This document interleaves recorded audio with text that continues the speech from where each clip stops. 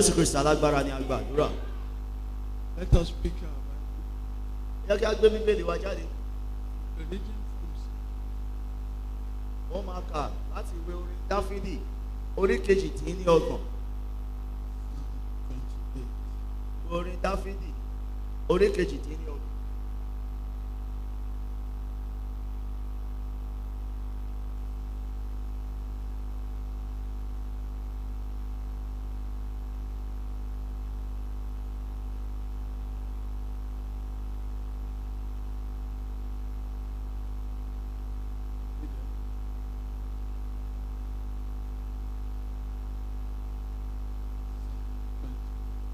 Orin Dáfídì orí kejì.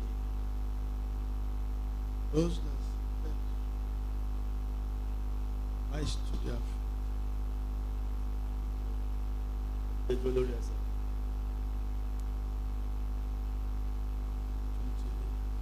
28. Orin Dáfídì We are going to read from verse 1 to the a ó bẹ̀rẹ̀ kíkà rẹ̀ láti ẹsẹ̀ ìkíní títí dé ìparí rẹ̀. Shall we go? Jẹ́ kí a jọ jùmọ̀ ká. To you I will cry, O Lord my rock. Do not be silent to me. Yes, if you are silent to me, I become like those who go down to the pit. Hear the voice of my supplication when I cry to you, when I lift up my hands towards your holy sanctuary. Do not take me away with the wicked and with the workers of iniquity, who speak peace to their neighbors, but evil is in their heart. Give them according to their deed, and according to the wickedness of their endeavor. Give them according to the work of their hands. Render to them what they deserve, because they do not regard the works of the Lord, nor the operation of his hand. He shall destroy them and not build them up. Blessed be the Lord, because he has heard the voice of my supplication. The Lord is my strength and my shield. My heart trusted in him, and I am helped. Therefore, my heart greatly rejoiced, and with my song I will praise him. The Lord is their strength, and he is the saving refuge of his anointed. Save your people and bless your inheritance. Shepherd them and bear them up forever. Amen. Is the song of the psalmist. Ó jẹ́ orin olórin Dáfídì. The songs of rejoicing in prayers. Ó jẹ́ orin fífi ayọ̀ hàn nínú àdúrà. A decree and declare. Mo pàṣẹ, mo kéde rẹ̀. All the prayers you've been praying, Gbogbo àdúrà tí a ti ń gbà. you shall begin to rejoice. Àmín Jésù. A bẹ̀rẹ̀ sí ní yọ ayọ̀ lórí rẹ̀. I declare upon every life here this day, Mo kéde lórí ayé gbogbo èèyàn tó wà ní lónìí. the Lord will grant you Ọlọ́run yóò fi fún ọ. supernatural peace. Àmín. Àlàáfíà tó kọjá òye ènìyàn. Whether devil likes it or not, Bí èṣù fẹ́ bókọ̀, as the Lord liveth, bí Olúwa ti fẹ́. you shall never be confused in life. Àmín Jésù. O ò ní mọ ìdàrúdàpọ̀ láyé. Spirit of pandemonium Àní ẹ̀mí ìhàyílò. shall never locate you. Àmín Jésù. Kò ní wá orí. I declare upon your life, Mo pàṣẹ lórí ayé rẹ. you shall not be dismayed. Àmín. A ò ní gba ìdójútì. I decree by the decree of heaven, Mo pàṣẹ nípasẹ̀ àṣẹ tí ọ̀run. every situation, Gbogbo ipò yòówù. every situation Gbogbo ipò. designed to make you sad in life Èyí tí wọ́n ti ṣètò láti jẹ́ kó wà ní ipò ìbànújẹ́ láyé. shall be destroyed forever. Àmín Jésù. Apárun títí láíláí. I decree upon your life, Mo pàṣẹ rẹ̀ sórí ayé rẹ. no situation Kò sí ipò náà. will bring agony into our lives. Àmín Jésù. tí yóò fa ìrora wá sínú ayé wa. No situation Kò sí ipò náà. will bring problems into our life. Àmín. Tí yóò fa ìṣòro wá sínú ayé wa. No situation Kò sí ipò náà. will bring tribulation into our life. Àmín. Tí yóò No fa ìpọ́njú sínú ayé situation wa. Kò sí ipò náà. that will bring sorrow into our life. Tí yóò fa ìbànújẹ́ sínú ayé No wa. situation Kò sí ipò náà. that will bring backwardness into our life. Àmín. Tí yóò fa ìpadàbọ̀ sẹ́yìn No sáyé wa. situation Kò sí ohun náà tó that will ṣẹlẹ̀. bring failure to our life. Àmín. Tí yóò In mú the ìkùnà bá ayé name wa. of Jesus. Ní orúkọ náà I Jésù. decree by the decree of heaven, Ó pàṣẹ nípasẹ̀ àṣẹ tí ọ̀run. any step you take as from this day Gbogbo ìgbésẹ̀ tó bá ti gbé láti òní. shall begin to profit you. Àmín Jésù. Yóò bẹ̀rẹ̀ sí ní máa pín ọ. Any direction you follow in life, Gbogbo ibi tó bá kọjú sí àti rìn láyé. you shall be favored. Àmín. Àgbà ojú In rere. the name of Ní Jesus, orúkọ náà Jésù. I decree by the decree of heaven, Ó pàṣẹ nípasẹ̀ àṣẹ ọ̀run. fulfillment of destiny, Ìmúṣẹ àyànmọ́. fulfillment of glory, Ìmúṣẹ ògo. fulfillment of star Ìmúṣẹ ìràwọ̀. shall begin to locate you. Àmín Jésù. Ó wá wa rí o. Angel Àwọn áńgẹ́lì. that will anchor you Áńgẹ́lì tí yóò darí rẹ to where you will be blessed lọ sí ibi ìbùkún rẹ. shall come into your house today. Àmín Jésù. Ó wá sínú ilé rẹ lónìí. I decree by the decree of heaven, Mo pàṣẹ nípasẹ̀ àṣẹ tí ọ̀run ní. fulfillment of your breakthrough Ìmúṣẹ ti àlàjá rẹ. shall begin to manifest. Àmín Jésù. Ó bẹ̀rẹ̀ sí ní farahàn. Your life Ayé rẹ. shall take a new shape. Àmín. Ó gba àrà ọ̀tun. Your life Ayé rẹ. shall take a new shape. Àmín. Ó gba àyípadà ọ̀tun. Your destiny shall take a greater glory. Àyànmọ́ rẹ gba ògo ńlá sí. In the name of Ní Jesus, orúkọ ńlá Jésù. good things Ohun rere gbogbo. will begin to work for you. Àmín. Yóò bẹ̀rẹ̀ sí ní máa ṣiṣẹ́ fún ọ. Heaven will manage your life. Àmín.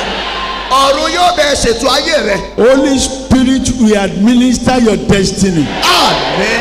Ẹ̀mí mímọ́ yóò dáwọ́ lé àyànmọ́ rẹ. King of glory Ọba ògo. will lead your battle. Àmín. Yóò darí ogun rẹ.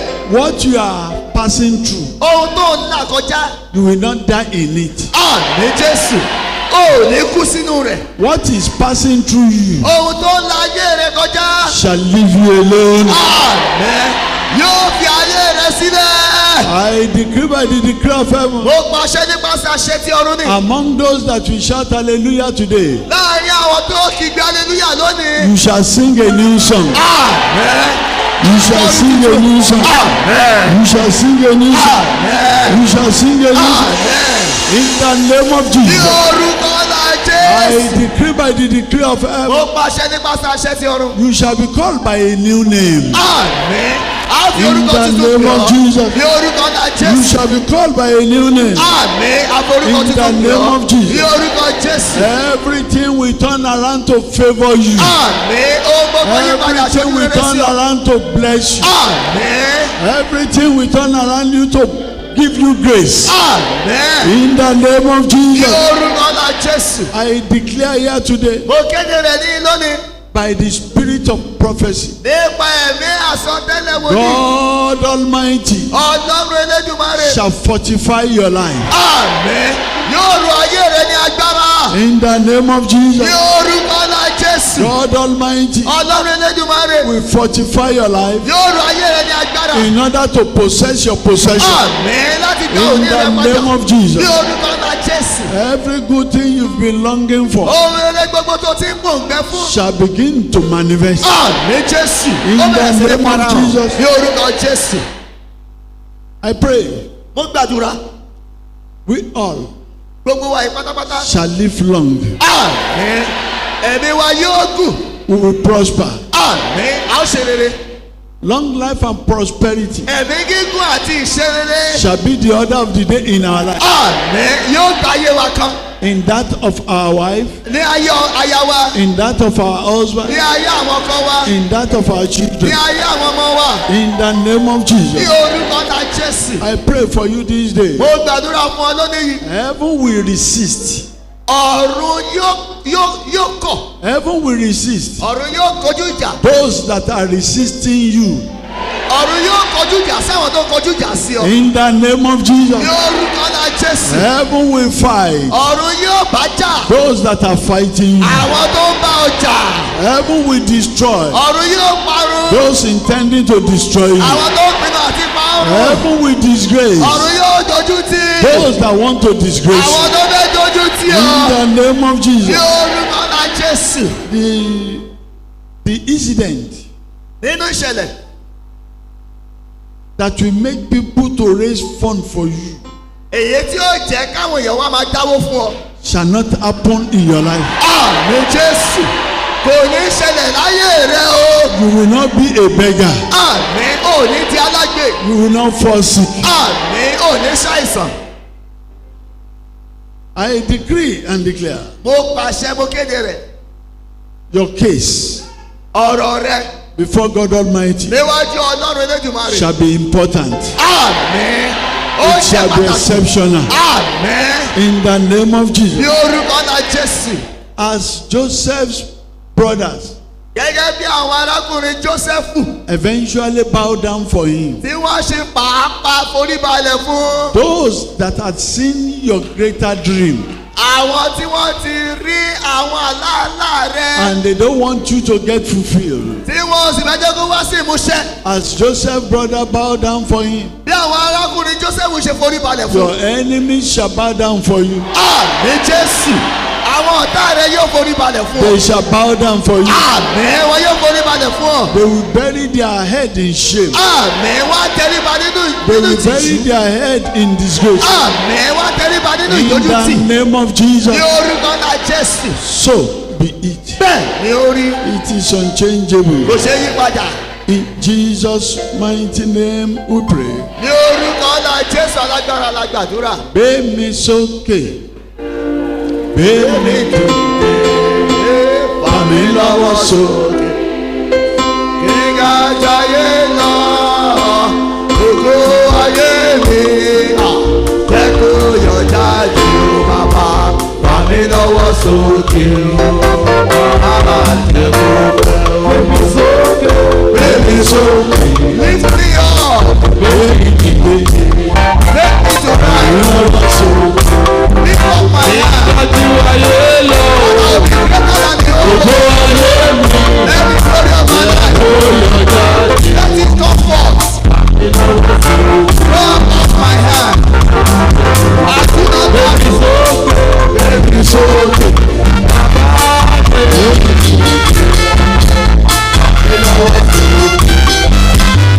Dájú ayé lọ. Gbogbo ayé mi. Ó yọ jáde.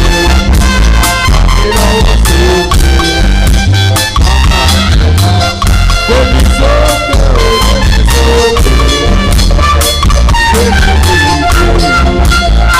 Ìlọ́wọ́ sókè. Ìgbàjú ayé lọ. Gbogbo ayé mi. Jẹ́ kó yọ jáde. Ìlọ́wọ́ sókè. Èyí yẹ Ọlọ́run ọba tó gbọ́ àdúrà ògo yẹ Ọlọ́run ọba tó gbọ́ àdúrà ògo yẹ ìyẹ Ọlọ́run ọba tó.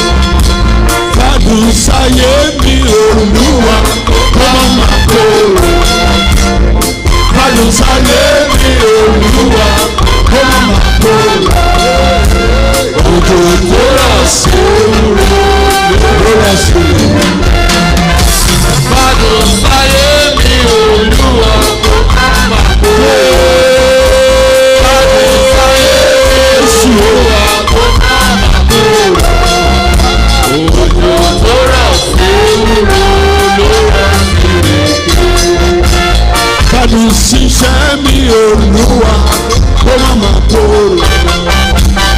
Fàdùn ṣiṣẹ́ mi Olúwa kó má má kóró. Òjò tó rọ̀ sí ewúro ó rọ̀ sí ó ti yá. Fàdùn ṣiṣẹ́ mi Olúwa kó má má kóró. Ayé mi ò gbọ́dọ̀ kóró. Ṣiṣẹ́ mi Olúwa kó má má kóró.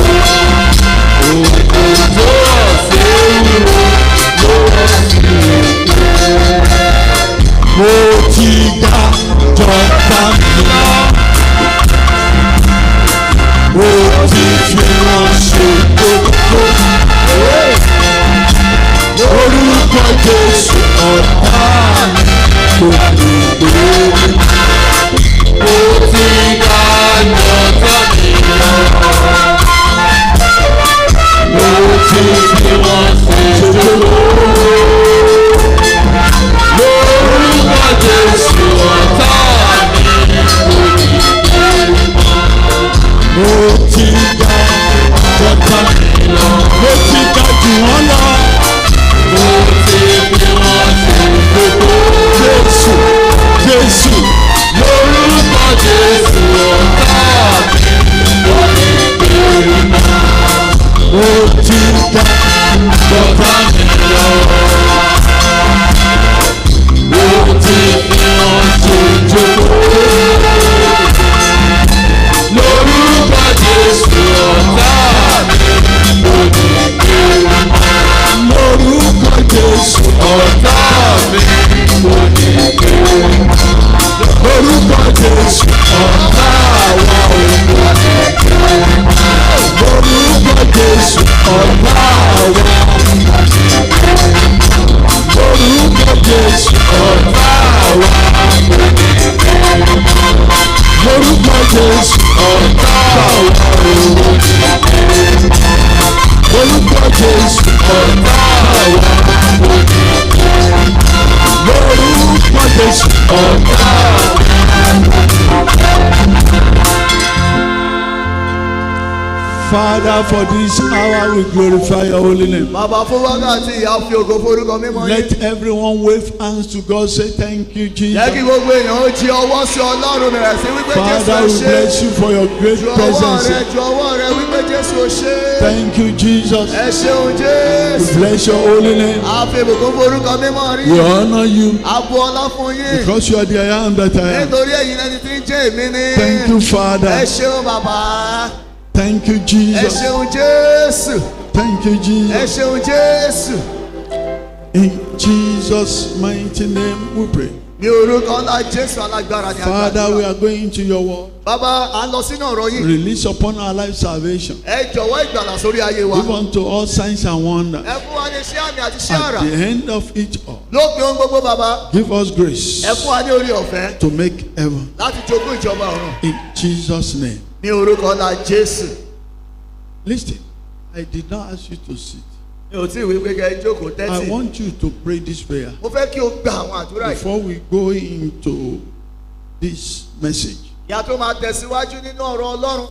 Powers Àwọn agbára asking me to pay tó wú fún mi kí n sanwó. for what I did not buy. Tó wí pé kí n sanwó ohun tí mi ò rà. Powers Agbára asking me to pay for what I did not buy. tó ń béèrè owó tí mi ò rà lọ́wọ́ mi. Hear the word of the Lord. Lọ́ọ̀rọ̀ Olúwa. Ó yá Down jókòó. in the name of Ní Jesus. orúkọ ńlá Jésù.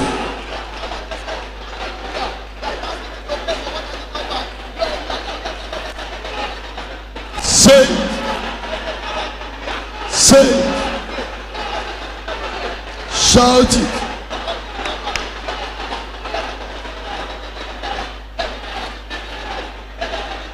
Say it. In Jesus' name we pray. You will shout this. Wà á pariwo èyí. There is a statement Ọ̀rọ̀ kan wà. that can erase battle.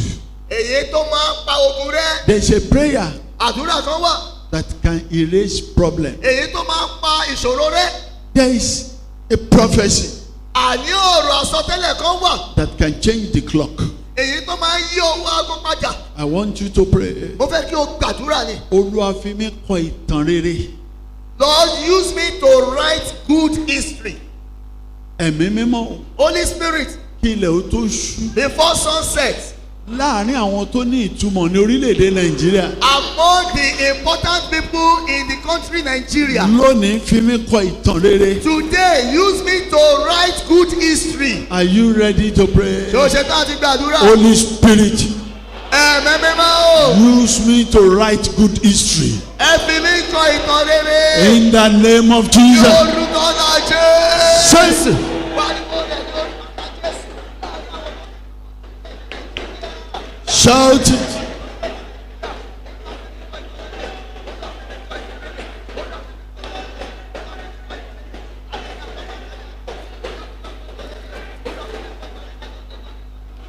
In Jesus' name we pray. What you've asked for yourself Ohun tó ti béèrè fún ara rẹ̀. shall be established. Àmín. Ó fìdí múlẹ̀. So be it. Bẹ́ẹ̀ ni ó rí. In Jesus' name. Àmín Jésù. Shall we sit? Ẹ jẹ́ kí a jókòó.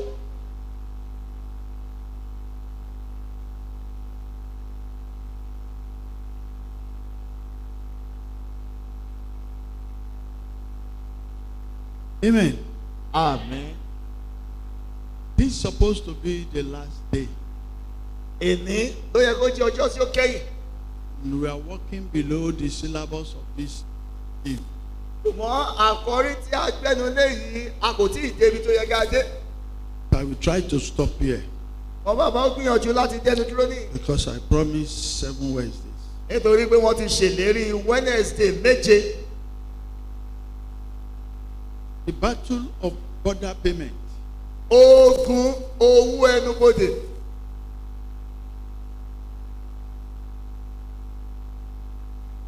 The tax collectors came to Jesus. Àwọn agbowó òde wọ́n tọ̀ Jésù wá. That is a must for him to pay tax. Pé dandan ni fún Jésù láti sanwó orí rẹ̀. Now, Jesus Christ, God in the nature of human being, Jésù Kristi Ọlọ́run nínú ẹ̀dá ènìyàn. he knew Ó mọ̀, their intention.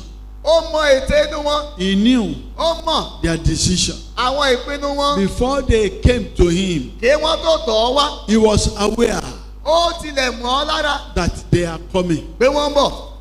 And they said to him Wọ́n sì wí fún un that you have to pay. pé ìwọ yìí o nílò àti sanwó. There was no money in his pocket. Kò sí owó ní àpò rẹ̀ And paying tax, àti sísanwó orí. that means he's going to pay for himself.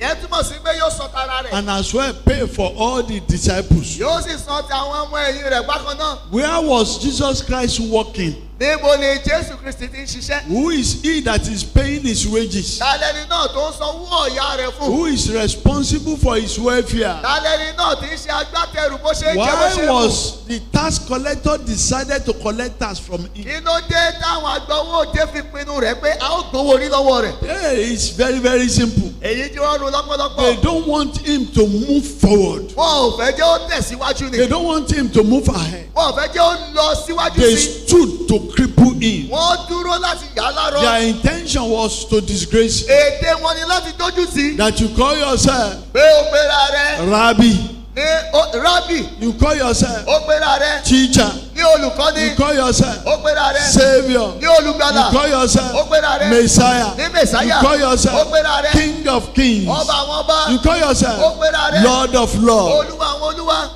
Show yourself Ó fi ara rẹ̀ hàn taking dominion pé ó ti gba ìjẹgàba over other priests. lórí àwọn àlùfáà yòókù. Listen, Lọ- the assignment they carried against Christ that day, Iṣẹ́ tí wọ́n gbé jáde lòdì sí Kristi ní ọjọ́ yìí. all the priests in the temple, Gbogbo àwọn àlùfáà ní tẹ́ḿpìlì. they were aware of it. Gbogbo wọn ni wọ́n mọ̀ sí. All the pastors in the temple, Gbogbo àwọn pásítọ̀ nílé they were ìjọsìn. aware of it. Gbogbo wọn ló mọ̀ sí. They said, who is his teacher? Wọ́n wá wípé ta ni ó ń kọ́ ta lolùkọ́ rẹ̀. He's doing as if he know more than us. Ó kàn ṣe bí ẹni pé ó mọ̀ jù wá lọ.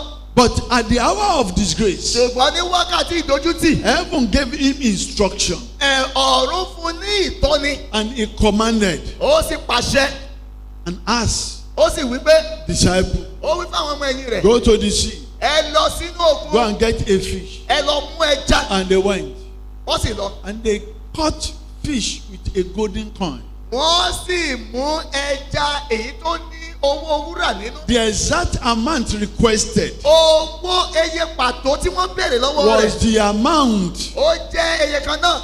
that they met in the mouth of the fish. Ó ní wọ́n bá lẹ́nu ẹja yìí. If it remains a second for you to be disgraced, Tó bá kù ìṣẹ́jú àáyá fún ọ láti gba ìdójútì. heaven will rise to help you. Àmín Jésù. Ọ̀run yóò dìde láti ràn ọ́ lọ́wọ́. Disciples brought uncommon coin. Àwọn ọmọ ẹ̀yìn wọ́n mú owó ẹyọ tí kò wọ́pọ̀. And they never expected Christ Èyí tí wọ́n ti ẹ̀ nírètí pé Kristi to produce. pé yóò lè ní irú rẹ̀. Because only the wealthy ones Nítorí pé àwọn ọlọ́rọ̀ nìkan in the land tó wà lórí ilẹ̀ náà. has such money. Àwọn ni wọ́n máa ń ní irú owó yìí lọ́wọ́.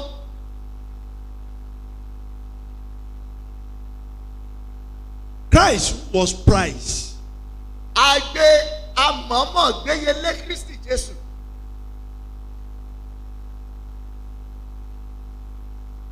Yesterday, Ní àná, Judas Iscariot Júdásì Ìskáríọ́tù was useful for Jesus. ó wúlò fún Jésù. Today, Lónìí it was not useful for him. kò wúlò fún Jésù mọ́. He placed price tag upon Jesus. Ó gbé àlẹ̀mọ́ iye lé orí Jésù. Border payment. Owó ẹnubodè.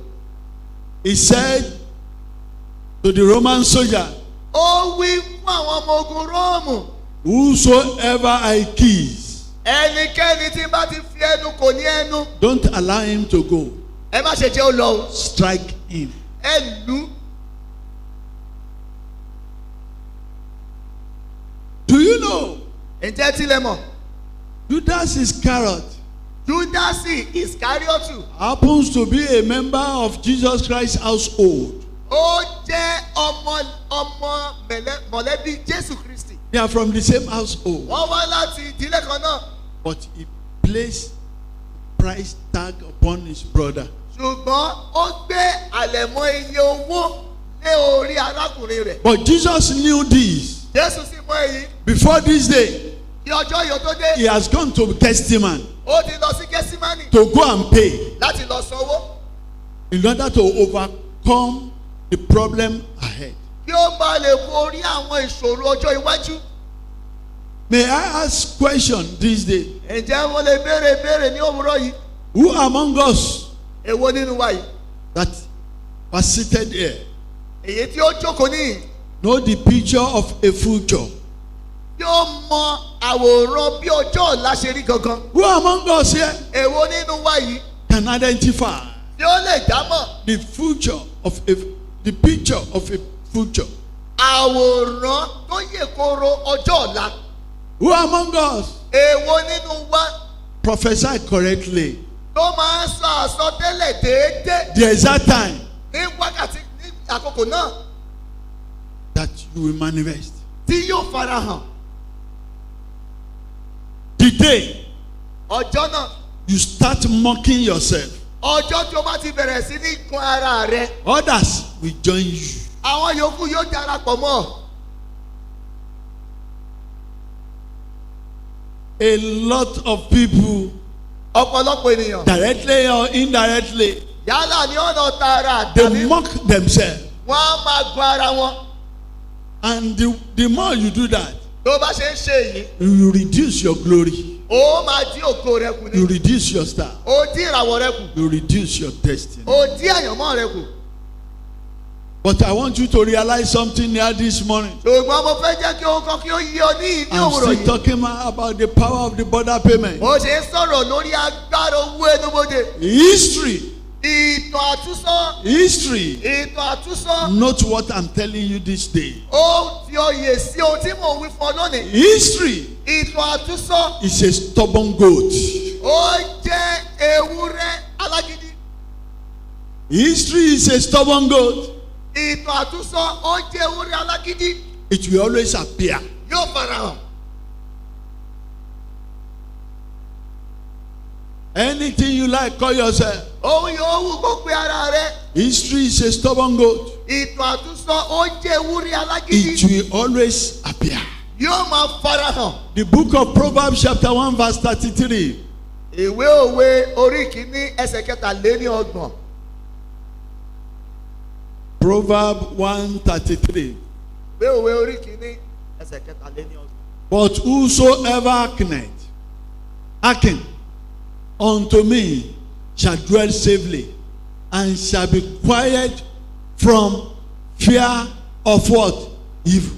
Ṣùgbọ́n ẹnikẹ́ni tí ó bá fetí sí mi yóò máa gbé láìléwu yóò sì farabalẹ̀ kúrò nínú ìbẹ̀rù ibi. In the book of Jeremiah 30:16. Nínú ìwé wòlíì Jeremiah orí ọgbọ̀n ẹsẹ̀ kẹrìndínlógún. Jeremiah 30:16. Ìwé Jeremiah orí ọgbọ̀n ẹsẹ̀ kẹrìndínlógún rẹ̀. Whosoever hearken unto the Lord Ẹnikẹ́ni tí ó bá tẹ́tí sí Olúwa shall dwell safely, yóò máa gbé ní àìléwu. no evil will befall him. Bẹ́ẹ̀ náà ni ibi kankan kì yóò lè dé bá. Now Jeremiah 30:16. Ìwé Jeremiah orí ọgbọ̀n ẹsẹ̀ kẹrìndínlógún. Therefore, Nítorí náà all they that devour thee gbogbo àwọn tí ó jẹ ọ́ shall be devoured, ni a ó jẹ. and all thy adversaries, Àti gbogbo àwọn ọ̀tá rẹ̀ every one of them, olúkúlùkù wọn. shall go into captivity, Àmín ni yóò lọ sí ìgbèkùn. and they that spoil thee Àti àwọn tó kú o. shall be a spoil, Àmín yóò di kíkó. and all that prey upon thee Àti gbogbo àwọn tó fi ọ́ ṣe ìjẹ. will I give for a prey. Àmín ni èmi ó fi fún ìjẹ. At every border Ní gbogbo ààlà tàbí ẹnubodè. there is a battle, Ogun bẹ níbẹ̀. but I want you to realize Ṣùgbọ́n mo fẹ́ kí o mọ ohun kan. at every stage of one's life Ní gbogbo ìkórìtà ayé ènìyàn. there is a positive prophecy Àwọn àsọtẹ́lẹ̀ rere wà. that the negativity will be willing to challenge. Èyí tí àwọn àìjára yóò máa wù wọ́n láti pè é níjà. In the book of Jeremiah 39 Nínú ìwé wòlíì Jeremiah orí kọkàndínlógójì verse 17. ẹsẹ̀ kẹtàdínlógún. Jeremiah 39:17. Ìwé Jeremiah orí kọkàndínlógójì ẹsẹ̀ kẹtàdínlógún rẹ̀. Shall we read it together? Ẹ jẹ́ kí a jọ jùmọ̀ ká. But I will deliver thee Ṣùgbọ́n in that day. èmi ó gbà ọ́ ní ọjọ́ náà. But I will deliver thee in that day, saith the Lord, and thou shalt not be given into the hands of the men of whom thou art afraid. Ṣùgbọ́n èmi ó gbà ọ́ ní ọjọ́ náà ní Olúwa wí. A kì yóò fi ọ́ lé àwọn ènìyàn náà lọ́wọ́ tí ìwọ bẹ̀rù. As we all are seated there, Bí gbogbo wa ṣe jókòó yìí. Bible recognize, heaven recognize Bíbélì jẹ́ kó yé wa bẹ́ẹ̀ ni ọ̀run dámọ̀. that a certain set of people, Pé irú àwọn ènìyàn kan wà. yes, we are praying quite all right, Nítòótọ́ à ń gbàdúrà o. but whenever we see them, Ṣùgbọ́n a ò tiẹ̀ tí ì gbà. whenever we see them, Nígbà tá a bá ti rí wọn. we'll be entertaining fear. Ẹ̀rù á bẹ̀rẹ̀ sí ní máa bà wá. The Lord of the prophet asked me to tell you Ọlọ́run àwọn wòlíì wí fún mi kí n sọ fún that ọ. he will deliver you. Àmín pé òun yóò gbà ọ́. What are we saying? Kí ló ń tá a wí yìí? The battle of the border payment. Ogun tí owó ẹnubodè. I want you to realize something this day. Mo fẹ́ kí o mọ ohun kan ní ìní òwúrọ̀ yìí. When you notice it, Nígbà tó bá ti ṣàkíyèsí when rẹ̀. you identify it, Tó o bá ti lè dámọ̀. when you see yourself passing through a stage in life, Tó o bá ti rí pé òun la ìkórìtà kan kọjá láyé yìí. you need to realize O nílò láti tètè mọ̀. that they are asking for something Pé wọ́n ń béèrè ohun kan ní from you. lọ́wọ́ rẹ̀.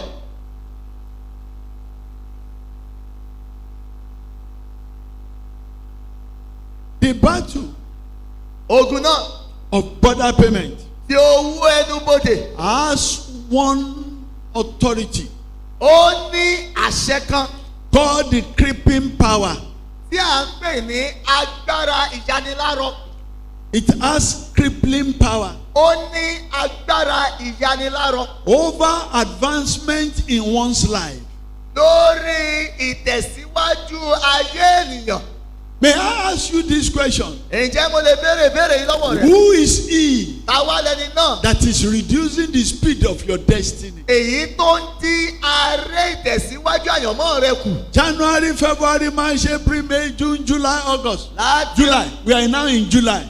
láti oṣù kìíní títí dé oṣù keje yìí. You have good revelation. O ní àwọn ìfihàn rere. You have good intention. O ní àwọn ìpinnu rere. There's a decision within you Ìpinnu kan wà nínú rẹ. that before the month of June, Pé kí oṣù kẹfà. this will have been what I will become. Pé ohun tí ó ti dàré. I supposed to have overcome this. Ó yẹ kí n ti ṣẹ́gun borí èyí. I supposed to move Ó ahead. yẹ kí n ti tẹ̀síwájú. But border payment Ṣùgbọ́n owó ẹnubodè. has one authority Ó ní àṣẹ kan. called the crippling power Tí a pè ní agbára ìyaniláró. over advancement Lòdì sí ìtẹ̀síwájú. in one's life. Nínú ayé ènìyàn. It's a serious thing, Ó beloved. jẹ́ nǹkan tó lé olùfẹ́. Everyone seated under my voice this morning, Gbogbo àwọn tó jókòó ní abẹ́ omi náà I ń ròyìn. want you to realize Mo fẹ́ jẹ́ kí ẹ mọ̀ that you must not agree. pé o ò gbọ́dọ̀ gbà.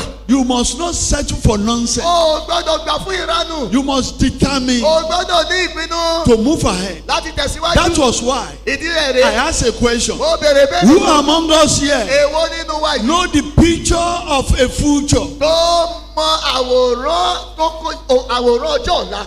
Oh, leave the present day's prophet. Bí àwọn wòlíì ìgbà yóò ní sílẹ̀, They are few.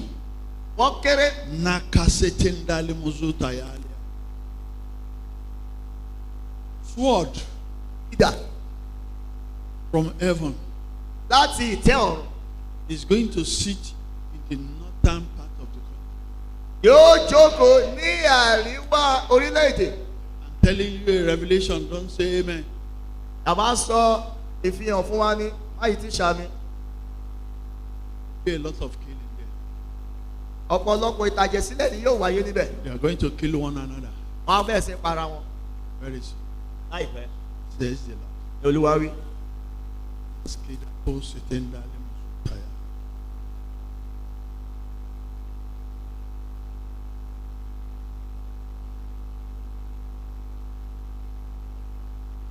I said one of the Wednesday here Nínú kan náà wẹ́nẹ̀. that one of the aircraft of the Air Force is going to crash again. Abi? Ọkọ̀ bàálù àwọn ọmọ ológun yóò tún ṣubú jábọ́ lẹ́ẹ̀kan sí. Another one is coming down. Ìmí ìtúbọ̀ o. If we can pray to avert this. Tó bá lè gbàdúrà láti mú kúrò.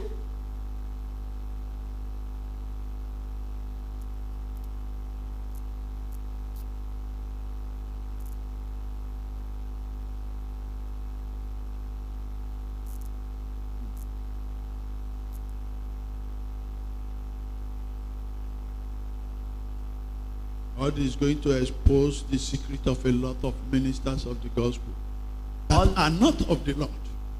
Ọlọ́run yóò máa ṣàfihàn ọ̀pọ̀lọpọ̀ àṣírí àwọn ìránṣẹ́ Ọlọ́run tí kò ń ṣe ti Ọlọ́run ní tòótọ́. They will be disgraced in open and in secret. Wọn yóò gba ìdójútì ní kọ̀rọ̀ àti ní gbangba. Says the Lord. Ní Olúwa wí.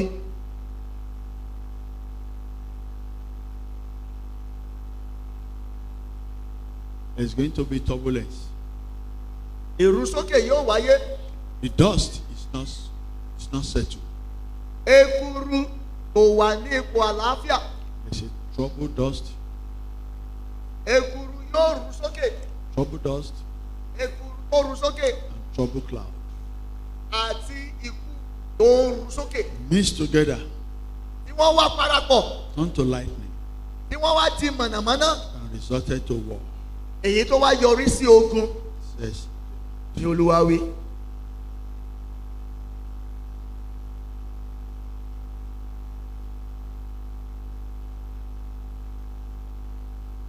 battle of the border. Ogun owó ẹnubodè. I said it has a crippling authority Ó wí pé ó ní àṣẹ kan tí ń yani lárọ. over advancement in one's life. Lòdì sí ìtẹ̀síwájú ayé ènìyàn. Battle of the border.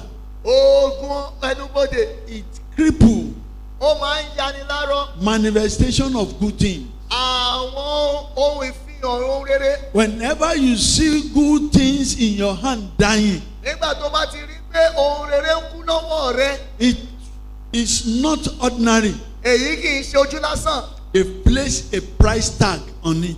Wọ́n ti fi àlẹ̀mọ́ iye owó lé ní. Listen, let me quickly say this. Jẹ́ kí tètè wí èyí.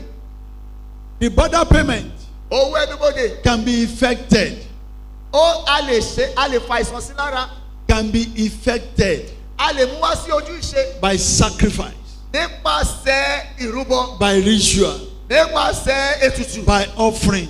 Nípasẹ̀ fífúnni. But hear me these days. Ṣùgbọ́n gbọ́ mi ní ọjọ́ tòní. Any sacrifice and ritual, Gbogbo ẹbọ àti ètùtù. any offering carried against you in a negative manner Gbogbo ìfífúnni tí wọ́n ti gbé jáde lòdì sí ọ ní ọ̀nà àìtọ́. shall not stand. Àmì Jésù kì yóò lè dúró. The battle of border payment, Ogun owó ẹnubodè. it introduced Ó máa ń ṣe fihàn uninspired symbol àwọn àmì tí ènìyàn ò tilẹ̀ lépa to people's life. sínú ayé ènìyàn. A lot of people, they don't know the mystery of life. Ọ̀pọ̀lọpọ̀ tilẹ̀ mọ̀ nípa àdìtú ayé. They don't understand the law of life. Wọn ò ní òye àwọn òfin ayé. They don't understand the significance of heaven. Wọn ò tilẹ̀ mọ̀ pàtàkì ọ̀run. But battle Ṣùgbọ́n ogun of border payment, ti owó ẹnubodè we introduce uninspired symbol yóò máa mú àmì tí wọn ò lépa to people's life. sínú ayé ènìyàn. What you don't do before, Ohun tó ò ṣe tẹ́lẹ̀ you rí. will just see that you've done it within a twinkle of an Wàá eye, kọ́ rí pé láàrin ìṣẹ́jú ayé ó ti ṣe. and you withdraw yourself from it. Ó wá yẹra You sẹ́yìn will fún. be asking yourself Wàá wá béèrè lọ́wọ́ ara that rẹ̀. why did I do this? Kí ló dé tí mo ṣe It èyí? is unusual of me. Èyí kì í ṣe ohun tí mò ń ṣe. Listen to me carefully. Gbọ́ mi kí o tẹ́tí sí mi dáadáa o. The kingdom of darkness, Ìjọba òkùnkùn. know the poison Ó mọ májèlé. that you must not feed on. Èyí tó o gbọ́dọ̀ jẹ́. Every seated destiny here, Gbogbo àyànmọ́ tó jókòó ní lónìí. I want you to be very careful about your life. Mo fẹ́ jẹ́ kí o kíyèsí ayé rẹ dáadáa o. There's something Ohun kan wà. that heaven attached to us Èyí tí ọ̀run ti sopọ̀ mọ́ that wa. we must not get involved. Pé o ò gbọ́dọ̀ kópa nínú rẹ̀. Once you get involved, Kété tó o bá ti kópa nínú rẹ̀. you poison your destiny, O ti fún àyànmọ́ rẹ ní you májèlé poison jẹ. your glory, O ti fún ògo rẹ májèlé you jẹ. poison your O star. ti fún ìràwọ̀ ayé rẹ The májèlé mother jẹ. of Samson said to Samson Ìyá Sámsónì wí fún Sámsónì that pé it has been said of you, pé a ti kọ́ nípa tìrẹ o. razor Abẹ must not touch your head. kò gbọ́dọ̀ kórí rẹ. As he was growing, Bó ṣe ń dàgbà, his mother ìyá rẹ̀ keep on telling him ó bẹ̀rẹ̀ sí ní sọ fún. this was the attachment of heaven. Ohun tí ọ̀run sopọ̀ mọ́ rèé. The present days Christian, Àwọn Kristẹni ayé òde òní. you may say, it's Old Testament. O lè wí pé májẹ̀mú láíláí ni. Ministers of the gospel, Ẹ̀yin ìránṣẹ́ Ọlọ́run. please pray deep Ẹ jọ̀wọ́ ẹ gbàdúrà to jíjẹ know láti mọ̀. the poison Májèlé that you must not feed on. èyí tó gbọ́dọ̀ jẹ nínú rẹ̀. Saint of the Lord, Ẹ̀yin àyànfẹ́ Ọlọ́run. pray Gbàdúrà for you. fún ọ. Pray for yourself Gbàdúrà fún ara rẹ. to know Láti mọ̀ what you must not feed on. ohun tó gbọ́dọ̀ jẹ nínú rẹ̀.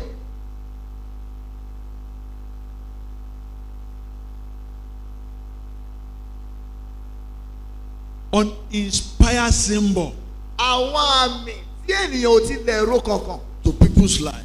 sínú ayé ènìyàn. They introduce it. Wọ́n á máa fi sínú ayé ènìyàn. The battle of the border, Ogun owó ẹnubodè. it gives unfruitful labor. Ó máa ń mú làálàá tí kò ní èso jáde wá. Unfruitful labor. Làálàá tí kò ní èrè tí kò ní èso. How many well Kànga mélòó did Isaac dug? ni Ísákì gbẹ́? How many? Mélòó? Huh? How many well did Isaac dug? Kànga mélòó ni Ísákì gbẹ́? How many? Ajayi, how many words did come here? Don't know why you always run for prayer. Prof, how many? Huh? They seize how many from him? Huh? Why are they seizing it from him? Ó gbẹ́ mẹ́rin, wọ́n gba mẹ́ta lọ́wọ́ rẹ̀. Kí ni ìdí rẹ̀ tí wọ́n fi gbà á? They don't want to give him rest of mind. Wọn ò fẹ́ yẹ kó ní ìfọ̀kànbalẹ̀ ọkàn. Likewise, each and every one of us. Bẹ́ẹ̀ náà ni olúkúlùkù wáyé. The border payment will give you unfruitful labor. Owó ẹnubodè a máa yọ̀ǹda sínú ayé ènìyàn làálàá tí kò ní èso tàbí èrè. How many business have you been doing Okòwò mélòó ló ti ń ṣe? that has not been profiting you? Èyí tí kò tí ì pín ọ. How many times have you borrowed money Ìgbà mélòó ló ti lọ yá owó? that resulted to indebtedness? Èyí tó yọrí sí gbèsè. Shouting hallelujah today, Kíkí gbé hallelujah lónìí. crying tomorrow Sísunkún lọ́la. shall come to an end in your life. Àmín Jésù. Ó dópin nínú ayé wa lónìí. The battle of border payment, Ogun owó ẹnubodè. it is the spirit of judgment. Ó jẹ́ ẹ̀mí ìdánilẹ́jọ́. The spirit of what? The Ẹ̀mí spirit of judgment ẹ̀mí ìdánilẹ́jọ́. that does not wish you to get to where you're supposed to get to in life. Èyí tí kò fẹ́ láti gbà ọ́ láyè láti dé ibi tó yẹ kó o dé láyé. It is the spirit of judgment Ó jẹ́ ẹ̀mí ìdánilẹ́jọ́. that does not want to hands off over one's life. Èyí tí kò fẹ́ yọwọ́ kúrò lórí ayé ènìyàn. I declare upon your life, Mo kéde rẹ̀ lórí ayé rẹ̀. where you've been judged, Níbi tá a ti dá ọ lẹ́jọ́. heaven will set us free. Àmín Jésù. Ọ̀run tú wa sílẹ̀. Maybe by next week when we get to the judgment of demonic elders, Bóyá ní ọ̀sẹ̀ tó ń bọ̀ tá a bá dé ìkóríta ìdájọ́ àwọn àgbààgbà òkùnkùn. you will be able to understand what I'm saying. Ohun tí mo wí yìí yóò wà lè yọ dáadáa. The battle Ogun of the border payment tí owó ẹnubodè. is a serious thing. Ó jẹ́ nǹkan tó le. It is the spirit of judgment Ó jẹ́ ẹ̀mí that ìdánilẹ́jọ́. does not want to hands off over one's life. Èyí tí kò fẹ́ láti yọwọ́ kúrò lórí ayé ènìyàn. It makes prosperity difficult. Ó máa ń jẹ́ kí ìṣe rere kó le kókó. You will be struggling to prosper. Onítàn yóò máa làkàkà láti ṣe rere. They will be saying no to it. Àwọn á máa wí pé rárá o. It makes prosperity difficult. Ó máa ń jẹ́ kí ìṣe rere kó le kókó. As you have it, Bó ṣe ń rí gbà you spend it. ló ń ná. You don't have the ability to save out of it. Ó tilẹ̀ ní ipá láti fi pamọ́ nínú rẹ̀. They are responsible. Àwọn ló ṣojú They rẹ̀. don't want you to have saving. Wọn ò fẹ́ jẹ́ kó o ní ohun ìpamọ́. Hear me and hear me well. Gbọ́ mi kí o sì gbọ́ mi dáadáa. The purse of heaven Àpò ọ̀run. will join your purse. Àmín Jésù. Ó dàpọ̀ mọ́ àpò rẹ.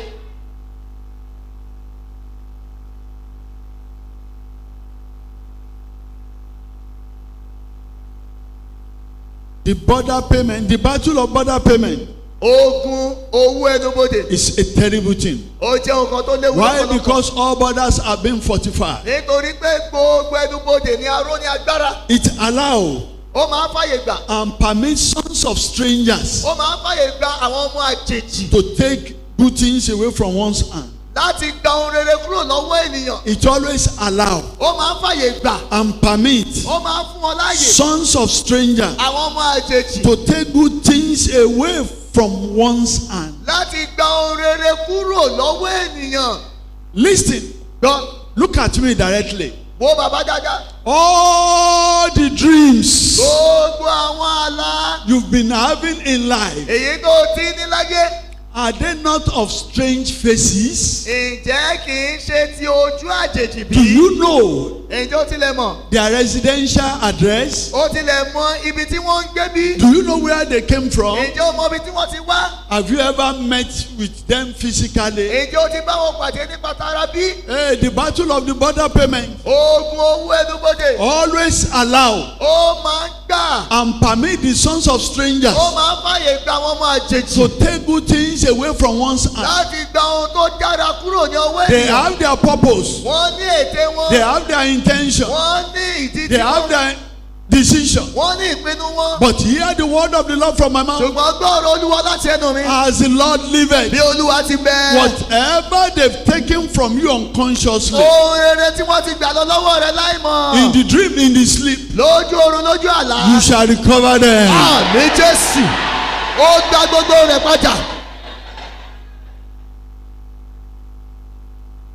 The children of the wind, Àwọn ọmọ afẹ́fẹ́. the children of the wind, Àwọn ọmọ afẹ́fẹ́. they are not exempted. Wọ́n ò yà wọ́n sọ́tọ̀. The battle of border payment, Ogun owó ẹnubodè. do you know? Èjó tilẹ̀ They mọ̀. use all things created by God Almighty Wọ́n lo ohun gbogbo tí Ọlọ́run Elédùmarè ṣẹ̀dá rẹ̀ to fight the saint. láti bá àwọn àyànfẹ́ jà. But I pray for you this day. Ṣùgbọ́n mo gbàdúrà fún ọ lónìí. All things created by God Almighty Ohun gbogbo tí Ọlọ́run Elédùmarè ṣẹ̀dá will rẹ̀. not work against us. Àmín Jésù. Kò ní ṣiṣẹ́ lòdì sí wa. All things created by God Ohun gbogbo tí Ọlọ́run ṣẹ̀dá rẹ̀. shall fight for us. Àmín Jésù. In Wọ́n the yóò jà name fún of wa Jesus. ní orúkọ ńlá Jésù. Listen, Tẹ́tí. in the battle of border payment, Nínú ogun owó ẹnubodè. no border is asleep. Kò sí ẹnubodè tó ń sùn. No border Kò sí ẹnubodè náà. is asleep. Èyí tó ń sùn. Even if those that are waiting as security, as custom officer, as immigration are sleeping, Bí ó tilẹ̀ jẹ́ pé àwọn olùṣọ́ ẹnubodè lè máa sùn. border does not sleep. Ẹnubodè ti ká lára rẹ̀ ó ń sùn. How many of us seated there that know the border of Igondo Èèyàn mélòó nu wa tó jókòó ní ìlú mọ ẹnubodè ìlú Ìgàndò. or Ikotun or Ijegun? Tàbí tìlú Ìkọ̀tún tàbí tìlú Ìjẹ̀gùn. Maybe you are yet to identify it. Bóyá o kò tiẹ̀ tí ì mọ̀. Every border Gbogbo ẹnubodè in their battle, in their battle, nínú ogun wọn. in their warfare, Nínú in ìjàkadì their wọn. decision, Nínú ìpinnu wọn. they notice, Wọ́n máa ń fiyèsí. they notice Wọ́n máa ń ṣàkíyèsí. glorious children, Àwọn ọmọ ológo. and they always wish Ó sì máa ń wù wọ́n to take something out of one's glory. láti rí i pé wọ́n gba ohun rere jáde kúrò nínú ògo ènìyàn. Hear me and hear me well. Gbọ́ mi kí o gbọ́ mi dáadáa. Enablement Ipa tí ó tó to be more powerful, láti lè di alágbára that sí the kingdom of darkness ju ìjọba òkùnkùn lọ. shall be released upon our lives. Àmín Jésù. A jọ̀wọ́ rẹ̀ sórí ayé wa. The battle of border payment, Ogun owó ẹnubodè. it has satanic supervision Ó ní ìbójútó ti Sàtánì over one's life. lórí ayé ènìyàn. They always supervise it carefully. Wọ́n máa ń bójútó ayé ènìyàn. Someone brought a calabash to me. Ẹnìkan gbé igbá tọ̀ bàbá wá. Yes, sir. You see this calabash? Ó wí pé bàbá ṣe rí igbá yìí. Don't think that it's empty. Wọ́n rò pé ó wà lófo. It's full of blood. Ó kún fún ẹ̀jẹ̀. But it's empty. Bàbá wí fún pé ṣùgbọ́n ó wà lófo. Said, do you want to see? I said, I wish to see. Ó bá béèrè lọ́wọ́ bàbá ṣé o fẹ́ rí? Bàbá wí pé mo fẹ́ rí. And she pressed the tail, the edge of the calabash. Ó sì fọwọ́ kan ibi orí ibi igun igbá náà. And blood filled it up. Bẹ́ẹ̀ ni ẹ̀jẹ̀ kúnnú rẹ̀. I saw it, Bàbá rí. but I was sweating. Bàbá bẹ̀rẹ̀ sí ń làágùn.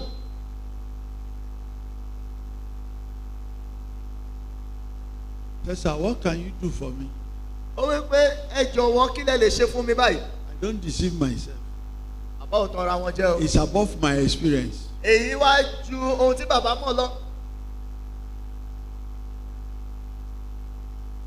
Quickly give her prayer point. Bàbá yọ̀ǹda ní kíákíá àwọn kókó àdúrà fún. Witchcraft must die. Àjẹ́ gbọ́dọ̀ kú. Say, finish. Ó gbé ṣó tán, bàbá wí fowó tán.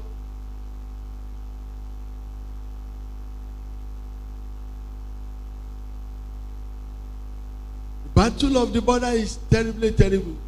Ogun owó ẹnubodè ó jẹ́ ohun tó léwu lọ́pọ̀lọpọ̀. There is no one Kò sí ẹni náà they cannot confront. tí wọn ò lè dojúkọ. Since I've been ministering in Mountain of Fire and Miracle Ministry, Látìgbà tí bàbá ti ń ṣiṣẹ́ ìránṣẹ́ ní orí òkè iná àti iṣẹ́ ìyanu. I had 2 terrible experiences. Wọ́n ní àwọn ìrírí méjì kan tó ní agbára. One of it Ìkànnì wọn was the one I mentioned. ní èyí tí wọ́n dárúkọ yìí. The second one Èkejì is this. ó ní èyí. We've been interceding for someone. Wọ́n ti ń ṣìpẹ̀ fún ẹnìkan. I didn't know that he was busy paying border payment. Bàbá ò tilẹ̀ mọ̀ wípé ẹni yìí owó ẹnubodè ló ń san lọ́wọ́. And I cancelled the person. Bàbá gbà á nímọ̀ràn. When I was in Egbe, how many people were with me in Egbe when I was in Egbe region, now region? Èlò ló wà ní region Let me see Ègbè your hand up. pẹ̀lú bàbá nígbà tí wọ́n wà níbẹ̀.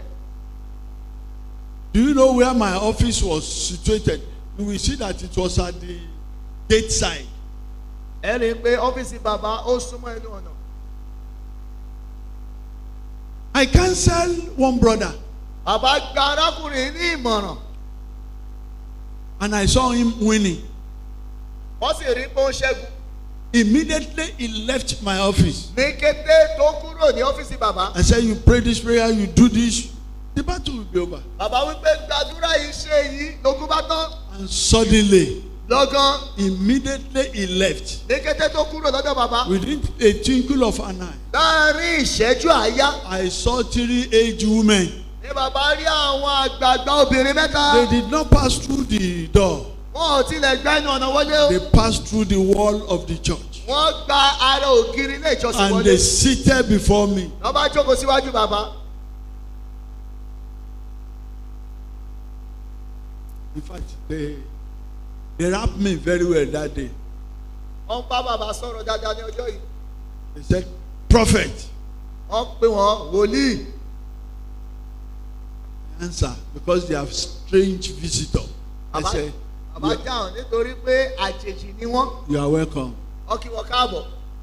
The first person that spoke Ẹni àkọ́kọ́ tó sọ̀rọ̀. said, Ó wí pé I am the mother of that man. pé arákùnrin tó lọ yẹn o pé òun ni ìyá rẹ̀. These 2 people are my friend. Ẹ̀rí àwọn méjì yìí ọ̀rẹ́ mi ni wọ́n. We are winch. Pé àjẹ́ làwọn. We are the one in charge. Pé àwọn ló ń ṣe ìṣàkóso. It is our ram, Ẹran wa ní. and we've tied him down. Àwa sì ti dè é mọ́lẹ̀. Be one. A ti kìlọ̀ fún ọ. Don't lose him. Má tú sílẹ̀ o. Don't lose him. Má tú sílẹ̀ o. Don't lose him. Má tú sílẹ̀ o. Don't lose him. Má tú sílẹ̀ o. They gave me warning. Wọ́n kìlọ̀ fún bàbá. I was unable to do anything. Bàbá ò lè ṣe ohunkóhun. They passed through the wall. Ni wọ́n tún gbára ògiri. They left. Wọ́n tún lọ.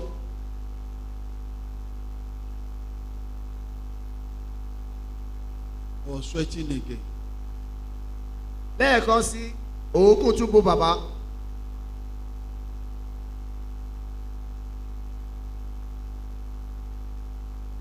Any minister Ìránṣẹ́ Ọlọ́run yòówù. that does not have father Bí kò bá ti ní bàbá, will not have feather kò ní ní ìyẹ́ to fly. láti fò. Don't act above your experience.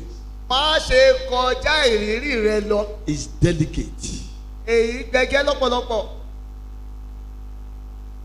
Thank God for forefathers in the work of the ministry. A dúpẹ́ lọ́wọ́ Ọlọ́run fún àwọn baba ńlá nínú iṣẹ́ ìránṣẹ́. I met my father. Bàbá tọ̀ àwọn baba lọ. He has not gone to meet with the Lord then. Wọn ò tí ì lọ bá Ọlọ́run pàdé nígbà náà. Said, it is what you are yet to learn. Pé ohun tó ò tí ì kó ẹ̀kọ́ nípa rẹ̀. That is what you are learning. ohun tó wá ń kọ́ nísinsìnyí. But no other time, no other day. ṣùgbọ́n kò sí ọjọ́ mìíràn, kò sí àkókò mìíràn. My father then said to me, he said, I have seen the vision of heaven. Bàbá wí fún ọ pé àwọn ti rí ìran ọ̀run. Very, very soon, Láìpẹ́, I will leave.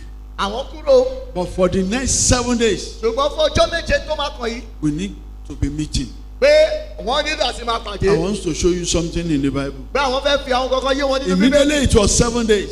ní kété tó pé ọjọ́ keje. I said, oh, I'm free now.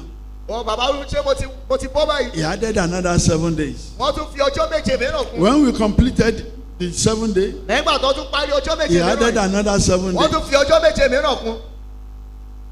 Said, now ó wá gbé nísinsìnyí, we can be a father. ìwọ náà lè wá di bàbá. The battle of border payment Ogun owó ẹnubodè is not the battle of a childhood.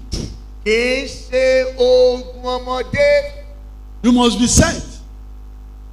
You must be set O gbọ́dọ̀ gbáradì to fight it. láti jà. A lot of people are leaving the battlefield for their enemies. Àwọn ọ̀pọ̀lọpọ̀ ènìyàn ni wọ́n fi ojú ogun lẹ̀ fún àwọn ọ̀tá wọn. That was why Ìdí rẹ̀ rèé. it seems as if God does not answer prayer. Ó wá dàbí ẹni pé Ọlọ́run ò dáhùn àdúrà mọ́. You are here to pray the volume of the prayers you're supposed to pray. O ò tí ì gba iye àdúrà tó yẹ kó o gbà. Listen to me carefully. Tẹ́tí sí mi. Every one of us, we are in examination hall. Gbogbo wa la wà ní gbọ̀ngàn ìdánwò. But Ṣùgbọ́n our question paper àwọn ìwé ìbéèrè wa is different from one another. ó yàtọ̀ sí olúkúlùkù. Now, you cannot steal, you cannot spy my answering question. O ò lè jí èsì ìdáhùn tẹlòmíràn You wò. cannot be peeping into my answering sheet to answer your question. O ò lè garùn wọnú ìwé ìdáhùn ẹlòmíràn láti dáhùn tirẹ̀. That is what a lot of people are doing these days. Ohun tí ọ̀pọ̀lọpọ̀ ènìyàn ń ṣe lónìí re. Revelation of yesterday Ìfihàn ti àná. may not work for you Ó lè má ṣiṣẹ́ fún ọ. because it has carried out what heaven asked him to carry out. Nítorí pé ó ti ṣiṣẹ́ rẹ̀ tí ọ̀run rán. The prophecy Àsọtẹ́lẹ̀ for my destiny máyọ̀mọ́ mi is quite different ó yàtọ̀ from yours. sí tirẹ̀. My revelation Ìfihàn mi and your revelation àti ìfihàn tirẹ̀ cannot be the same. kò lè rí bákan náà. The battle of border payment Ogun owó ẹnubodè is the battle of familiar spirit. ó jẹ́ ogun àwọn èmèrè. The spirit that is familiar with your house. Àwọn ẹ̀mí tí wọ́n mọ bí ilé rẹ ṣe rí tán. They are familiar with your destiny. Wọ́n mọ bí àyànmọ́ rẹ ṣe rí. They are familiar with what they've said about you. Wọ́n mọ ohun tí wọ́n ti sọ nípa tirẹ̀. I remember those days. Bàbá rántí nígbà wọn ni. There is something the elders of Yoruba always do. Ó ní ohun tí àwọn àgbààgbà ilẹ̀ Yorùbá máa ń ṣe. If you are born into any house, Tí wọ́n ti bí ọ sínú ìdílé kankan. they must take you for Akọ̀sẹ̀jayé. Wọ́n á gbé ọ lọ to go and check what is written concerning you. He wants to know Wọ́n fẹ́ mọ̀ what this one will become. pé kí leléyìí yóò dà. I remember clean and clear. Bàbá rántí dáadáa.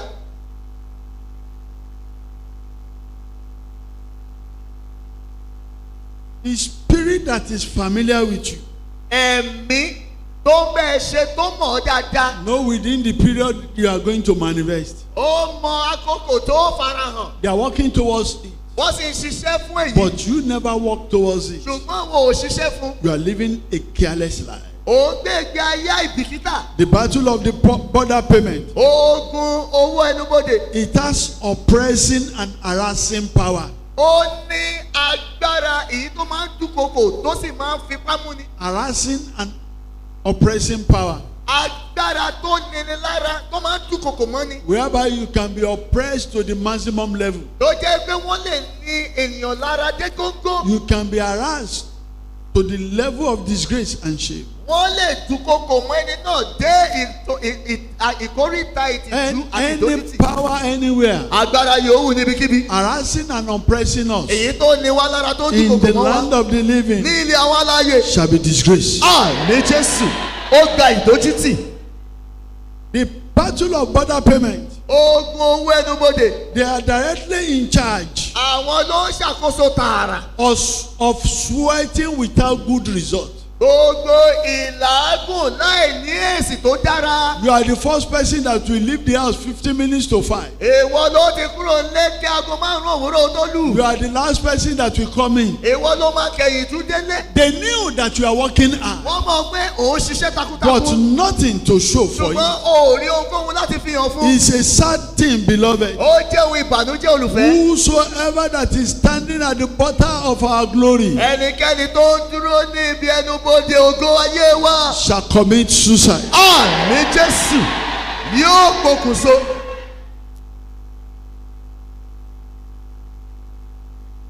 When I was a little boy, Nígbà tí àwọn bàbá ṣì kéré, I knew of one woman. wọ́n mọ̀ nípa arábìnrin kan. In fact, I thought that she was praising her husband. Wọ́n kọ́kọ́ rò wípé ó ń kí ó ń yin ọkọ rẹ̀ ní. She will be saying, A máa wípé Iṣẹ́ lárí àrò, you are welcome. it was greeting, she was greeting her husband, welcome, we have seen work but we did not see money, welcome. I keep on looking at Iṣẹ́ lárí àrò. Àbá máa wò ó, okay, we see work but we did not see money, welcome. Man will frown his face. Where's my food? No food now. We did not. Arákùnrin afajúro á lọ sínú ilé oúnjẹ oúnjẹ àkóso o. But that payment battle Ogun owó ẹnubodè has ability ó ní ipá to ridicule one's life. láti fi ayé ènìyàn ṣẹ̀sín. But that payment always give room Ogun owó ẹnubodè ó máa ń fẹ́ àyè for sílẹ̀ one to be ridiculed, fún ènìyàn láti jẹ́ ní for one ẹ̀sín, to be disgraced. fún ènìyàn láti jẹ́ ní ìtìjú. It is a dragger. Ó jẹ́ olùfani. It's a dragger Ó jẹ́ olùfani of glory tí ògo into mere nínú ènìyàn sínú ẹrẹ̀ of life. ti ayé.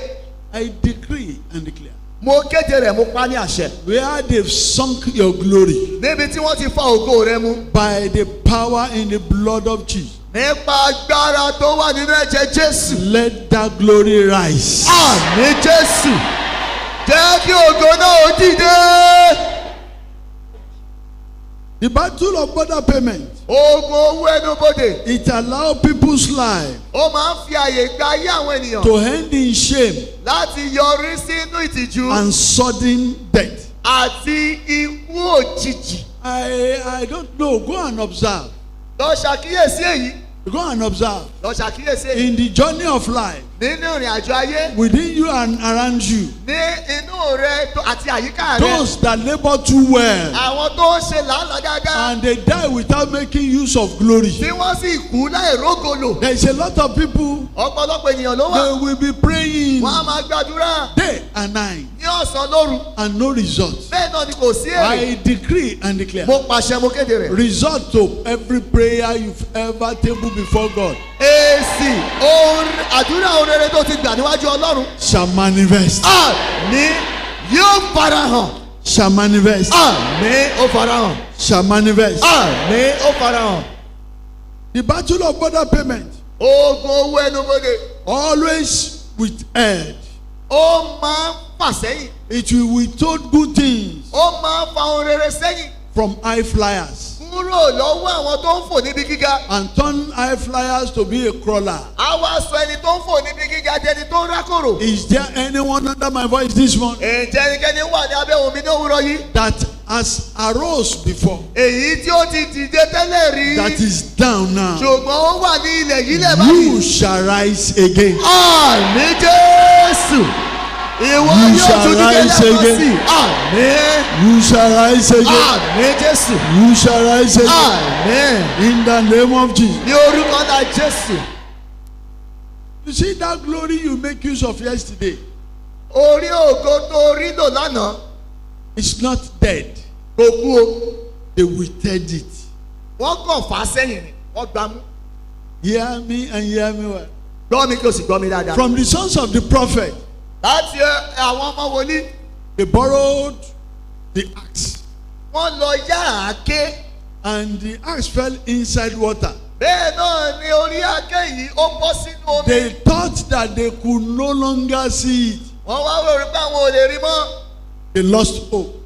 Wọ́n tilẹ̀ ti sọ ìrètí nù. Now they remember Wọ́n wá rántí. that they have father. Bẹ́ẹ̀ wọ́n ní bàbá. They went to their Wọ́n father wá tọ̀ bàbá wọn lọ. that Pé the axe we are using, àkítà lò yìí. we borrowed it. Aya ni. And their father asked just a question. Bàbá ti béèrè lọ́wọ́ wọn ìbéèrè kan ṣoṣo. He followed them. Ó tẹ̀lé wọn. He said, where?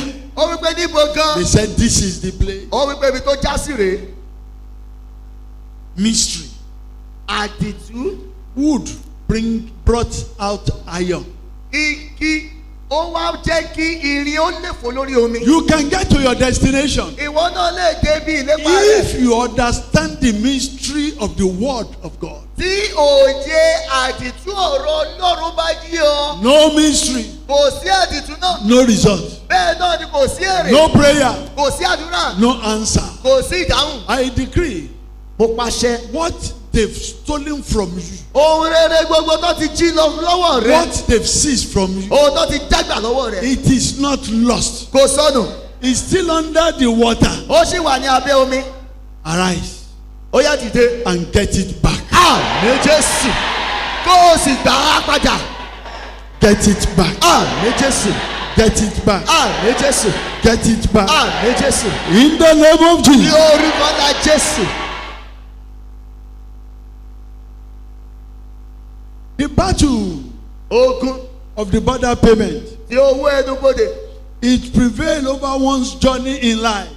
Ó máa ń ṣògo lórí ìrìn àjò ayé ènìyàn. It prevailed over one's journey in life. Ó máa ń borí ìrìn àjò ayé ènìyàn. They know your journey. Wọ́n mọ ìrìn àjò They rẹ̀. are aware Wọ́n sì mọ̀ of lára. one's fruitful journey Wọ́n mọ àwọn ìrìn àjò rẹ̀ tó yóò mú èso wá. that you will observe. Èyí tó ń rìn. A whole church. Gbogbo ìjọ. A whole church. Ó ti di ìjọ. They were in 9/11. Wọ́n wà nínú ọkọ̀ 9/11 ọkọ̀ mòlù ẹ̀. 9/11. Ọkọ̀ mòlù ẹ̀ 9/11. And when they got to Ife, Nígbà tí wọ́n dé ìlú Ifẹ̀ the bus somersaulted.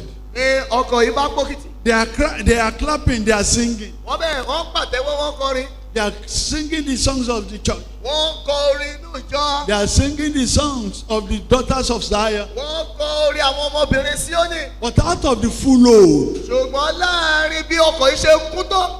out of the full load, Pẹ̀lú bí ọkọ̀ yìí ṣe kún tó. just 3 children Àwọn ọmọ mẹ́ta péré and 1 woman àti arábìnrin kan ṣoṣo. survived the accident Àwọn ni wọ́n yẹ ìjàmbá ọkọ̀ yìí in a church. nínú ìjọ. Over 40 died. Àwọn ènìyàn tó lé ní ogójì wọ́n And kú. the woman that survived, Ẹni tí ó sì yẹ ìjàmbá yìí. Ọlọ́run ò bá wa sọ. God did not tell us this. But it has happened. Ṣùgbọ́n ó ti ṣẹlẹ̀. Hear me and hear me Gbọ́ well. mi kí o sì gbọ́ mi dáadáa. Ability to see through. Ipá láti ríran fín. Power to see through. Agbára láti ríran fín. Revelation to see through. Ìfihàn láti ríran fín. Vision to see through. Ìran láti rí ìran. Shall locate you. Àmín Jésù yóò wá orí. I don't know whether you've been asked Bí o tilẹ̀ mọ̀ bóyá a ti béèrè that your pastor did not see it. pé ṣé olùṣọ́ àgùntàn jọ yín ò rí ni? Your prophet did not see it. Ṣé wòlíì yín ò rí ni? Your intercessor, they never see it. Ṣé àwọn olùṣípẹ̀ yín ò rí ni? Why is it that it happens to you? Kí ló dé tí èyí fi ṣẹlẹ̀ sí ọ? Oh, before everybody in life. Níwájú gbogbo ènìyàn ní ayé yìí. Border battle payment Ogun owó ẹnubodè. always introduce a dark cloud Ó máa ń mú ìkùkù dúdú wá. that will not allow you to see through. Èyí tí ò ní jẹ́ oríran fín. I decree by the decree of Mo heaven, pàṣẹ nípasẹ̀ àṣẹ ọ̀run. as the Lord liveth, Bí Olúwa ti wà láàyè. any dark cloud before any one of us Gbogbo ìkùkù dúdú níwájú ẹnikẹ́ni shall ló wá. clear away, Àmín Jésù. shall clear away, Àmín. shall clear away Àmín. in the name Ní of Jesus. orúkọ ńlá Jésù Kristi.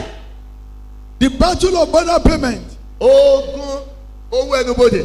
is stand against those Ó máa ń dúró tiri lòdì sí àwọn that heaven designed tí ọ̀run ti ṣètò to stand tall. pé àwọn yìí yóò dìde. The battle of border payment Ogun owó ẹnubodè always stand against a máa dúró lòdì those heaven designed sí àwọn tí ọ̀run ti ṣètò to stand tall. pé wọn yóò dìde. Most of the people Ọ̀pọ̀lọpọ̀ àwọn ènìyàn that were challenged, èyí tí a pè níjà, that are confronted, èyí tí a dojú ìjà kọ, was as a result ó jẹ́ nípa èsì àbájáde of the content of their glory. ohun tí ògo wọn gbèrú. Enemies does not fight empty glory. Àwọn ọ̀tá ò kì í gbé wọn ń bá ògo tó ṣòfò jà.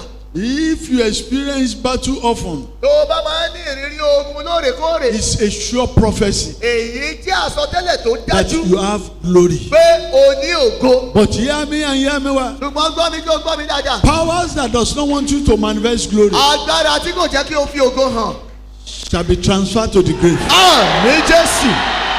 A gbé wọn lọ sínú ibojì.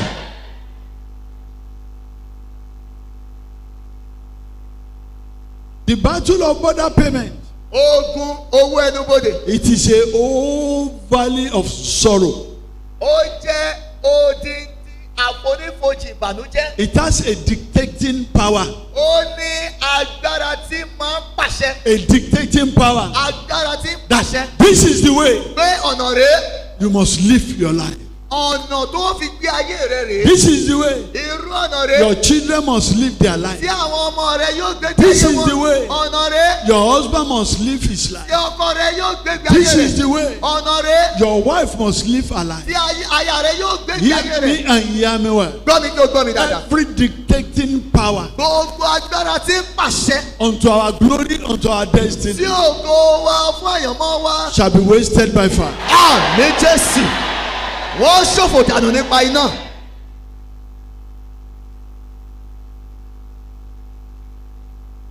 The border payment, Ogun owó ẹnubodè. it has a tithing power.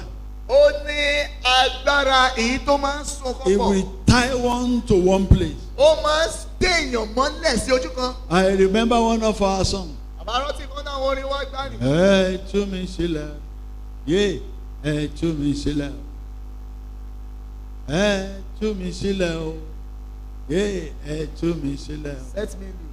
Mi kì í ṣe ẹran ìgbẹ́, ẹ tú mi. I am not a ram to be tied down. Set me loose.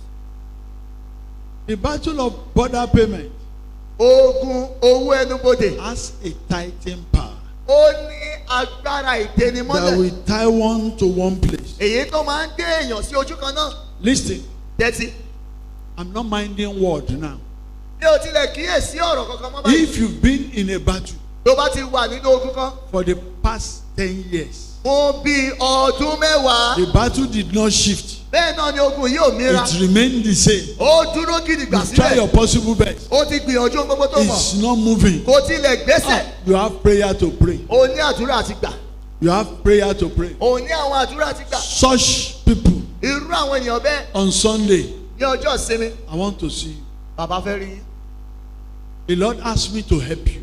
Ọlọ́run ti wí fún bàbá kó ràn yín lọ́wọ́. You've been in a battle Ó ti wà ní ojú ogun for kan. the past 10 years. Fún bí ọdún mẹ́wàá sẹ́yìn. You've prayed. Ó gbàdúrà. You fasted. Ó gbàwẹ̀. Or even they said you should sow seed. You sow seed. Wọ́n tilẹ̀ wí pé lọ fúrúgbìn ó fúrúgbìn. Oh, all kingdom offering you've offered. Gbogbo ọrẹ ìjọba ọ̀run gbogbo rẹ̀ ló ti ṣe. No result.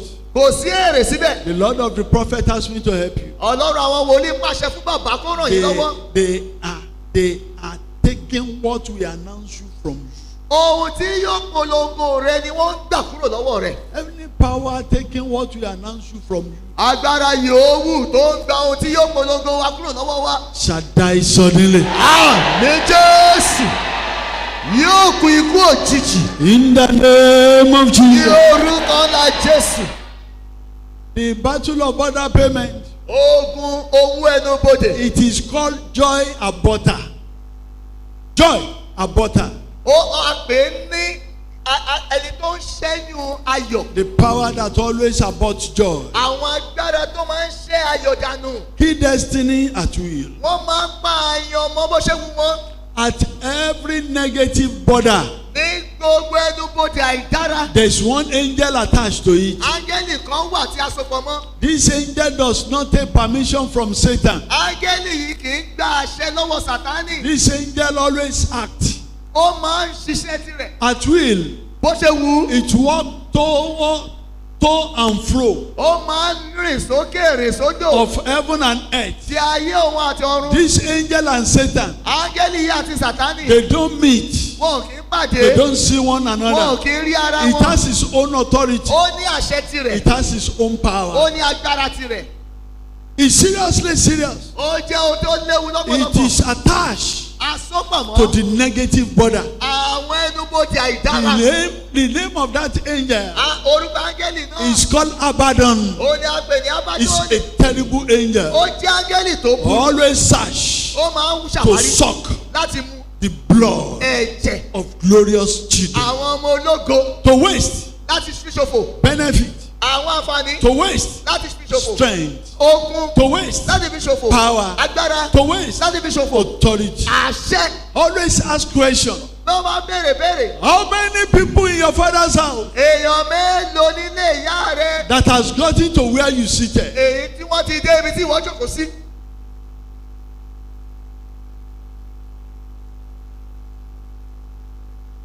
It's a serious thing. Ó jẹ́ ogun tó le. The battle of border payment, Ogun owó ẹnubodè. it allows helpers Ó máa ń jẹ́ kí àwọn olùrànlọ́wọ́ to abandon you suddenly. kí wọ́n ṣàdédé ṣáyọ̀tì. You will be looking at, what did I do for this person? Wá wá máa wòye pé kí ni mo ṣe sí I ẹni did yìí. not offend this Mi person. ò tilẹ̀ ṣe é. He doesn't want to see you. Òun ò tilẹ̀ fẹ́ rí ọmọ nì. I hate you. Mo kórìíra rẹ. I don't want to see you around me. Mi ò tilẹ̀ fẹ́ rí ọ ní àyíká mi rárá. They are responsible. Àwọn ló ń ṣokùnfà rẹ̀. Ẹja ti fi ara kọ́ èémí. Ya, ó ti fi ara kọ́ èémí. The dog has put pieces on his body. The battle of border payment. Ogun owó ẹnubodè. If you don't stand against it, Tí o bá kọ̀ láti dúró lòdì sí, it will stand against you. òun yóò dúró lòdì sí ọ. The battle Ogun stand for evil ó dúró fún ibi with evil hands, pẹ̀lú ọwọ́ ibi. pressing down the head. Èyí tí ó tẹ orí ènìyàn bá For disgrace. fún ìdójútì. Hear me clearly this morning. Gbọ́ mi dáadáa ní òwúrọ̀ yìí. They are the power asking for what you did not buy. Àwọn wọ̀nyí ní agbára tó ń béèrè owó lọ́wọ́ rẹ fún ohun tó rà. They will always allow you Wọ́n á fàyè gbà ọ́ to mock yourself láti kan ara rẹ. in order to accomplish their authority. Kí àṣẹ tí wọn kó bá lè fẹsẹ̀ múlẹ̀. They always wish Ó máa ń wù wọ́n you pé ìwọ to repeat the history pé kí o máa wá tú ìtàn ṣe of your father's house. sí ilé bàbá rẹ.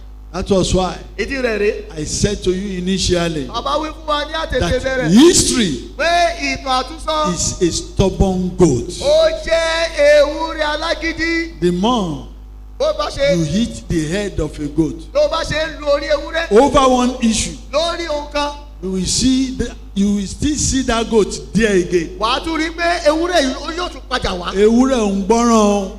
The goat there is always disobedient. Ewúrẹ́ kì í gbọ́ràn. It will never obey, very disobedient. Bẹ́ẹ̀ lógun ibodè. So likewise the battle at the border. But they listen to one thing. Ṣùgbọ́n wọ́n máa ń gbọ́ràn sí ohun kan. They listen when they hear the name of Jesus. Wọ́n máa ń gbọ́ràn bí wọ́n bá ṣe gbọ́ orúkọ Jésù Kristi. Because it has been said Nítorí pé a ti kọ́ wípé that every knee pé gbogbo eékún in heaven and on earth, ní ayé àti ní ọ̀run underneath the earth, ní abẹ́ must ayé bow. ni wọn yóò forí balẹ̀ Calvary. fún Calvary. The battle that is challenging you, Ogun tó ń pè ọ́ níjà. God will convert that battle to miracle. Àmín Jésù. Ọlọ́run yóò yí ogun yìí padà, yóò sọ di ìyanu. Your glory, Gbogbo ìrora rẹ, your glory ògo rẹ. will be ordained. Àmín. Your Ọ̀run star yàn. ìràwọ̀ rẹ. will be ordained. Àmín ọ̀run yàn. Your destiny Àyànmọ́ rẹ. will be ordained. Àmín ọ̀run yàn. Listen, Gbọ́. this is the terrible thing about it. Ohun tó léwu nípa rẹ̀ rèé. The battle of border payment Ogun owó ẹnubodè. always push one away A máa ti ènìyàn kúrò. from heavenly allocation. Kúrò níbi ìpín àtòkè wá. Rise to your feet. Dìde dúró lórí ẹsẹ̀ rẹ. The most dangerous thing Ohun kan tó léwu jùlọ in life ní ayé yìí. is for one to be pushed away Òun ni pé kí a ti ènìyàn kúrò. from heavenly allocation. Kúrò ní ibi ìpín àtòkè wá. When rain did no longer fall Nígbà tí òjò rọ̀ mọ́. in the garden of your life, Ní ọgbà àjàrà ayé rẹ. when you open your shop, Nígbà tó ṣí ṣọ́ọ̀bù rẹ. nobody come to ask you what you are selling. Kò wá sẹ́ni tó wá ń bi ó pé kí lè tiẹ̀ ń tà ń bẹ̀ yẹn. Promotion for others, Ìgbéga fáwọn yòókù. no promotion for you. Ṣùgbọ́n wo ò ní ìgbéga. They knew that you are due for it, Wọ́n mọ̀ pé nítòótọ́ ó yẹ fún ọ. but they refused you. Ṣùgbọ́n wọ́n kọ̀ ọ́. They knew Wọ́n mọ̀ that you are part and parcel. pé o jẹ́ lára àwọn You need to be given, tí ó yẹ kí a fi fún. but they say no to you. Ṣùgbọ́n wọ́n gbé bẹ́ẹ̀ kọ́ fún ọ. It was as a result Ó jẹ́ nípa èsì of àbájáde the battle of border payment. tí ogun owó ẹnubodè. They are using your benefit Wọ́n lo àwọn ẹ̀tọ́ àti àǹfààní rẹ to settle it, láti máa fi They are láti using máa fi one's ṣojú glory. rẹ̀. Wọ́n lo ògbó ènìyàn to pay for it. láti máa fi sanwó rẹ̀. I want you to pray this prayer again.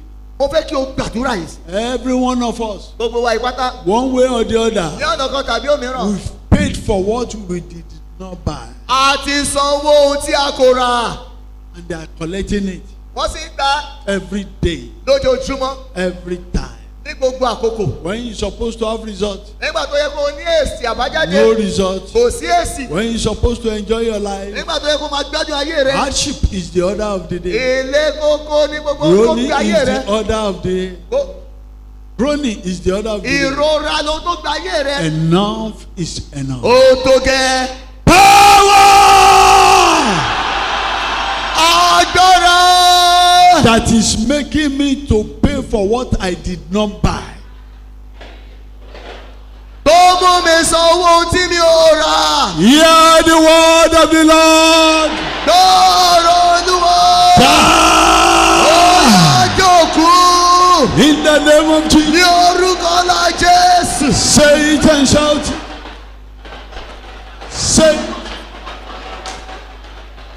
Shout it. Help yourself.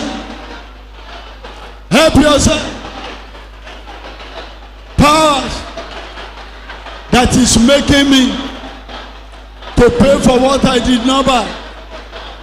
Hear me and hear me well. Die, die, die, die, die, die, die, die, die.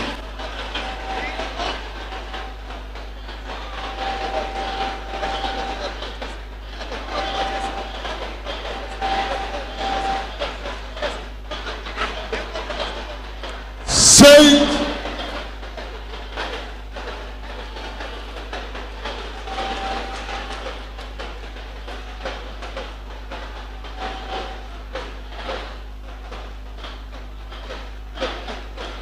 In Jesus' name we pray. Amen. My Father, Bàbá mi o. let the hand of the wicked in my journey paralyze. Jẹ́ kí ọwọ́ ìkà ènìyàn ní ìrìn àjò ayé mi kí ó rọ dànù. My Father, Bàbá mi o. let the hands of the wicked in my journey Jẹ́ kí paralyze. ọwọ́ àwọn ìkà ènìyàn ní ìrìn àjò mi kí ó yarọ. In the name of Ní Jesus, orúkọ náà Jésù. say it and shout.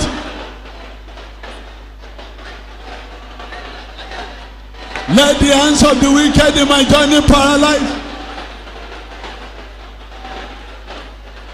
The hands of the wicked in my journey paralyze, paralyze, paralyze, paralyze, paralyze, paralyze, paralyze.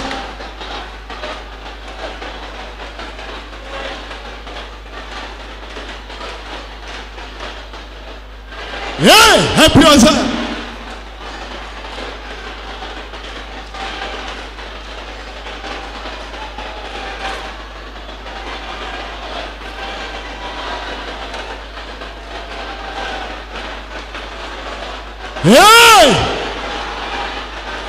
Jesus. Jesus. Let the hands of the wicked in my journey paralyze.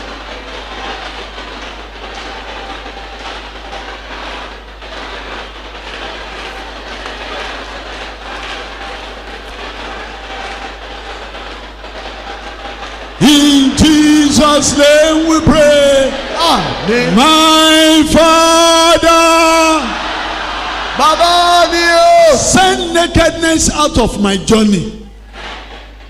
Etí o jáde kúrò ní ìrìn àjò ayé mi. My Father, Baba mi o. send out nakedness in my journey. Ẹlẹ́ o jáde kúrò nínú ìrìn àjò In ayé the mi. name of Ní Jesus. orúkọ ńlá Jésù. Nakedness, Iyo. nakedness, Iyo.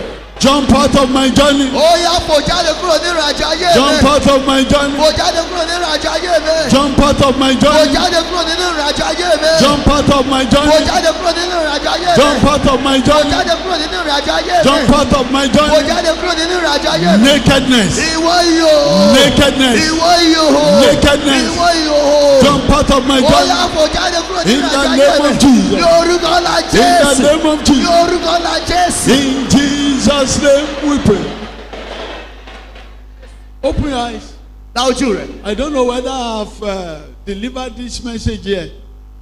The mystery of nakedness. Àdìtú ìhòòhò. Huh? I've not treated it yet.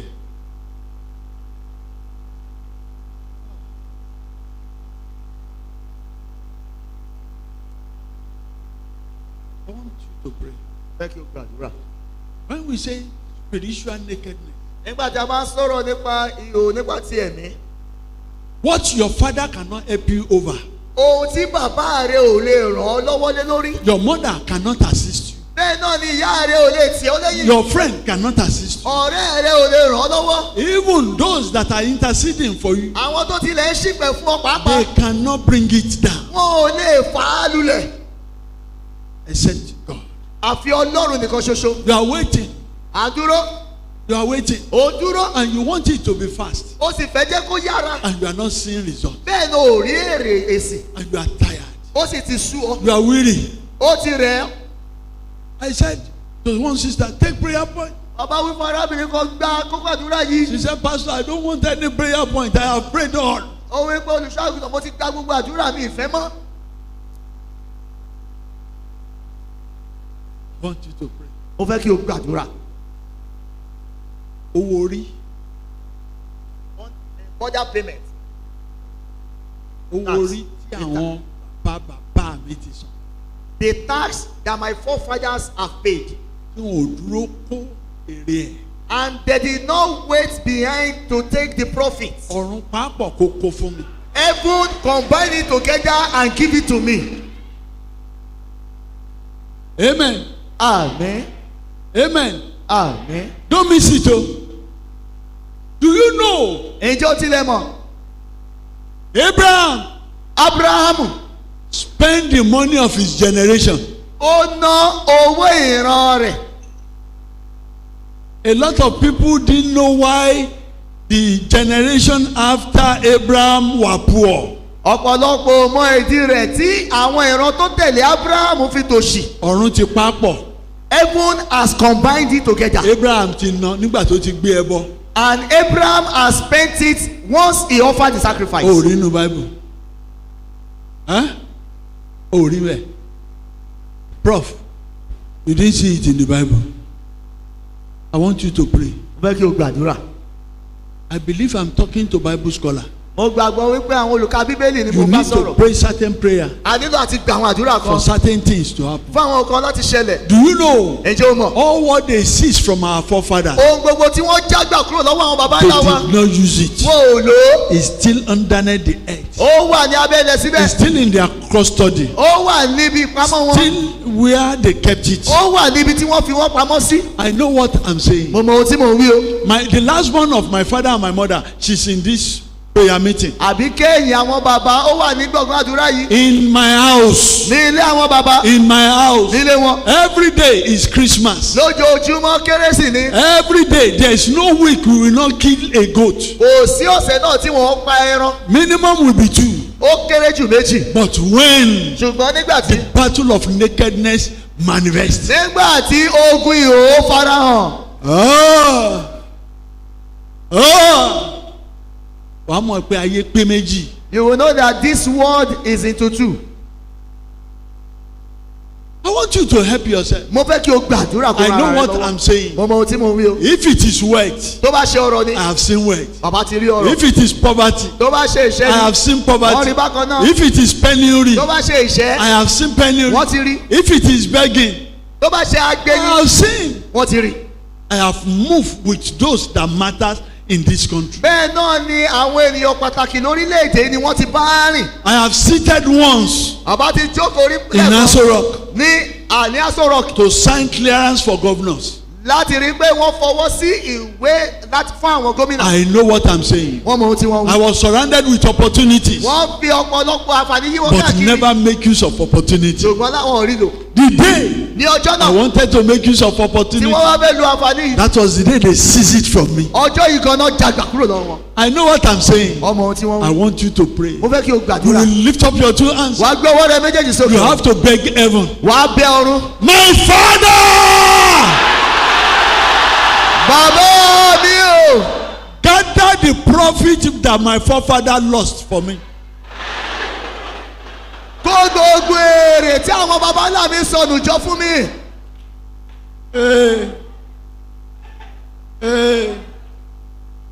This is not a joking matter. èyí kì í ṣe eré o. It's a serious matter. èyí jẹ́ ọ̀rọ̀ tó lé Kò ń ṣe lọ́pọ̀lọpọ̀. eré orí ìtàgé. It's not a play a step. My Father, bàbá mi o. gather the profit that my forefather lost ẹ kó papọ̀ gbogbo èrè tí àwọn baba ńlá for mi me, sọnù. for me, for me. fún mi fún mi. In the name of Jesus. yorùbá la jésù. My Father in heaven, gather all the profit that my forefathers lost. Gather them for me. Gather it for me. Gather it for me. Yeah.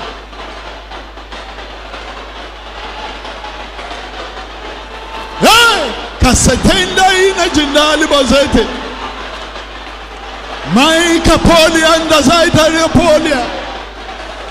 Mimi ma.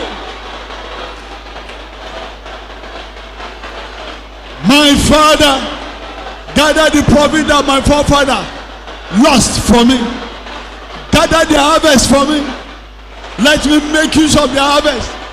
Let me make use of their profit. In the name of Jesus. In the name of Jesus. Yeah.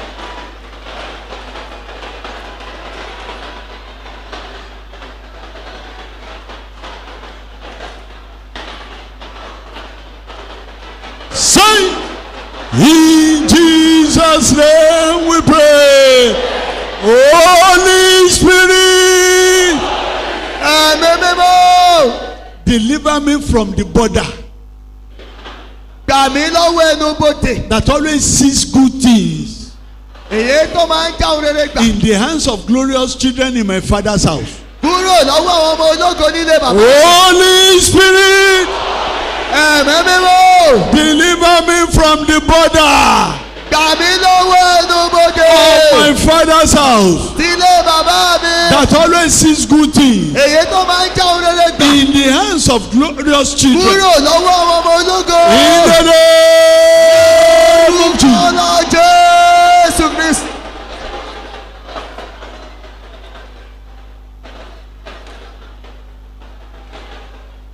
Hey, Holy Ghost.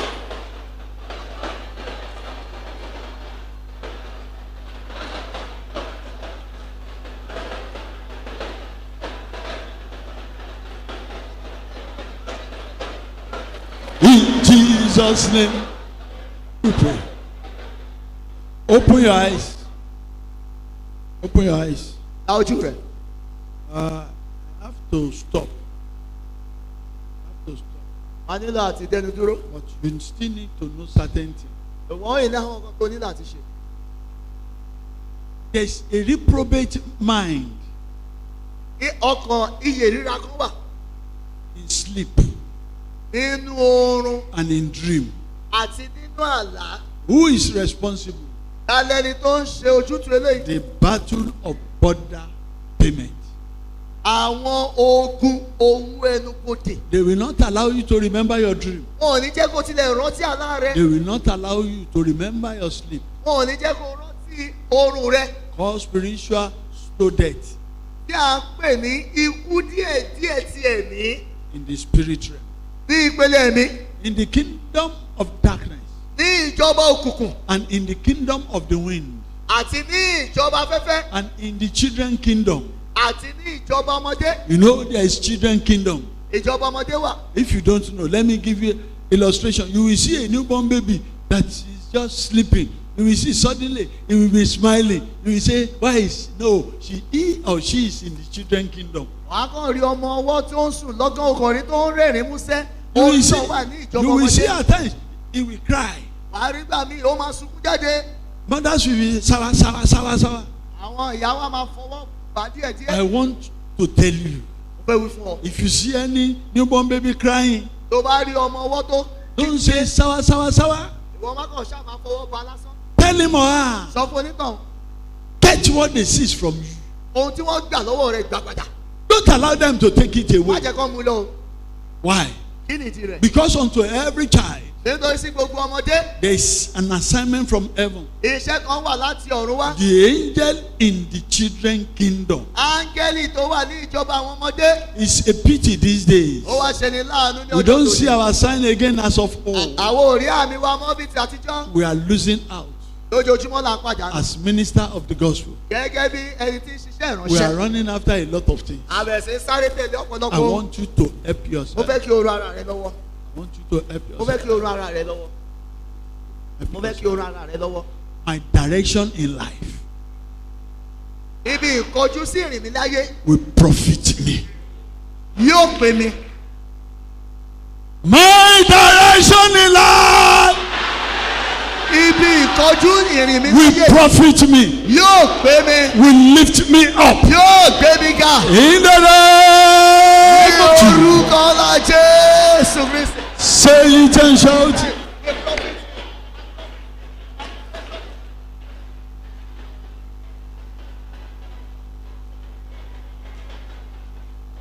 Say it. In Jesus' name we pray. Don't entertain any fear. Má ṣe gba ẹ̀rù yòówù láàyè. I want to give you this assignment. Bàbá fẹ́ fún wa ní iṣẹ́ àmúrelé yìí. Isaiah 41. Àìsáyà orí kọkànlélógójì. Dákẹ́ níwájú mi ẹ̀yin erékùṣù. Kí a lè tún agbára mi ṣe. Isaiah 41. Hope I'm right. Isaiah 41. Be silent over. Silence before Keep me. silence before me. Island. Dákẹ́ níwájú mi ẹ̀yin erékùṣù. Kí a lè tún agbára mi ṣe. Their strength. Now, when you get to your house, Tó bá ti délé rẹ̀. the battle may be tough. Ogun ilé le. After the prayer, Lẹ́yìn àdúrà yìí. don't relent your effort.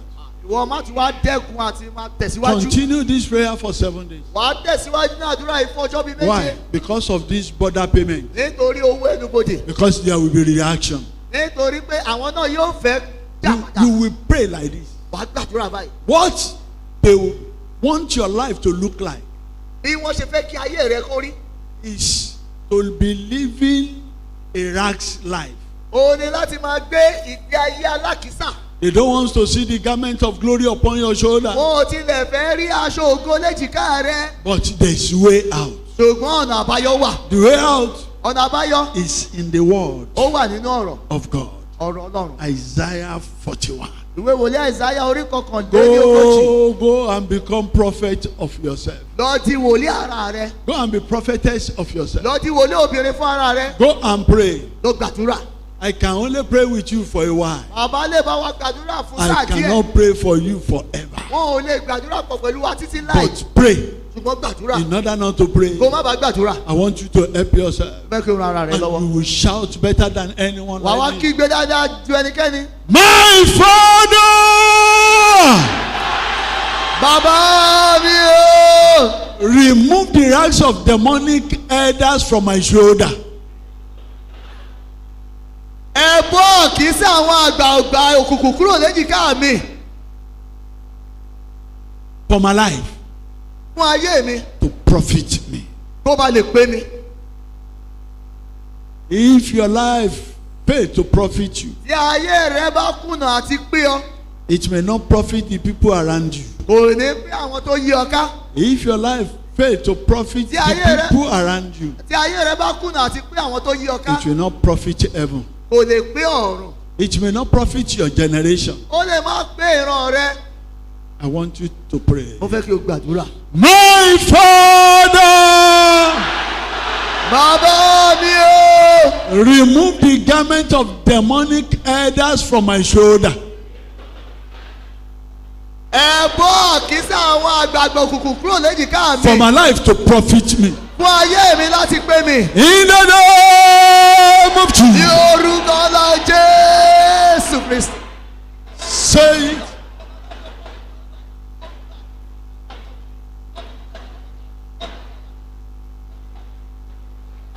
Say it.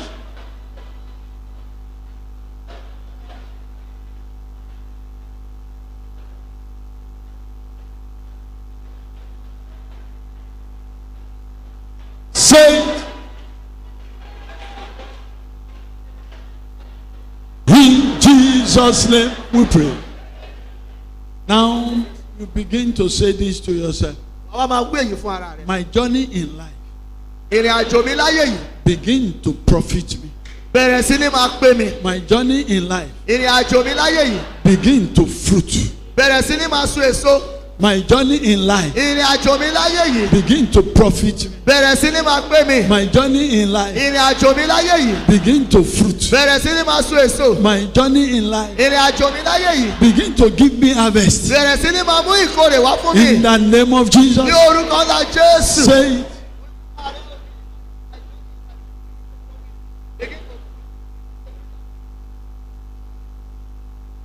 Say it.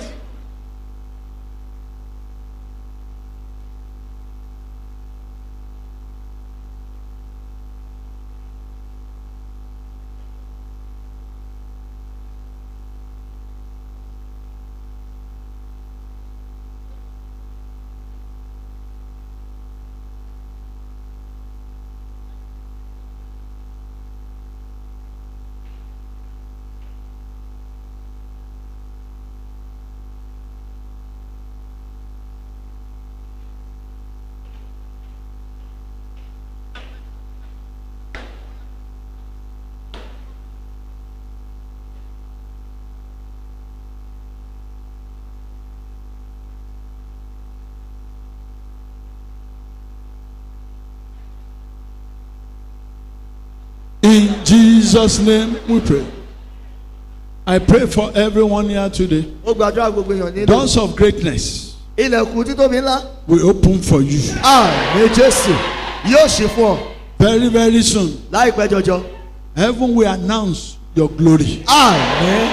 Ọ̀run yóò polongo ògo rẹ o.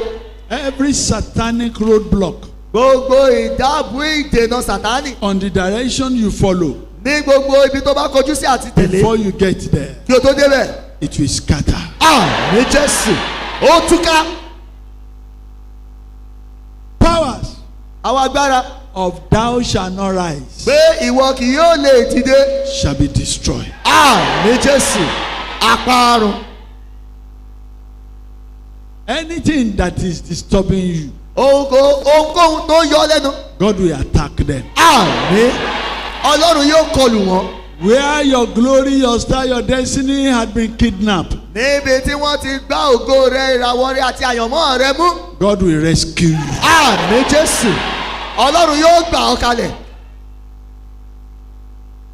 Every danger Gbogbo ewu on our way to greatness, ní ìrìn àjò wa lọ sí ibi gíga.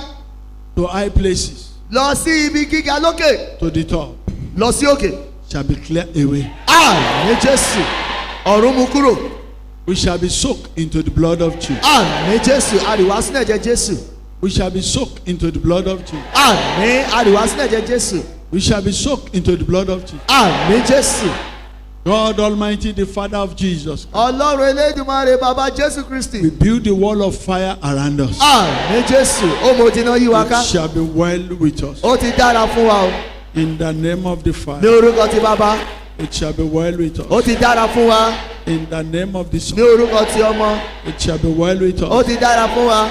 In the name of the Holy Ghost, Ní orúkọ ti ẹ̀mí mímọ́. so be it. Bẹ́ẹ̀ ni ó rí. In Jesus' mighty name we pray. Ní orúkọ ńlá Jésù lágbára ni àgbàdúrà. Let us begin to prophesy upon our offering. Ẹ jẹ́ ká bẹ̀rẹ̀ sí ní sọ tẹ́lẹ̀ sórí ọrẹ wa. Ask God Almighty, Sọ fún Ọlọ́run Elédùmarè. say it.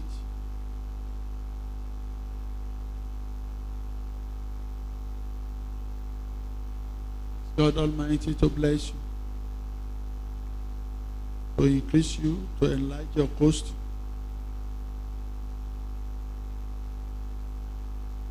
Father, pray upon every offering here. Sanctify it Àmín. in the name of Jesus. Àmín Jésù. Use it to make way for us Àmín. and use it to enlarge our coast. Àmín Jésù. In Jesus' name we pray. Àmín. Drop your tithe and your offering.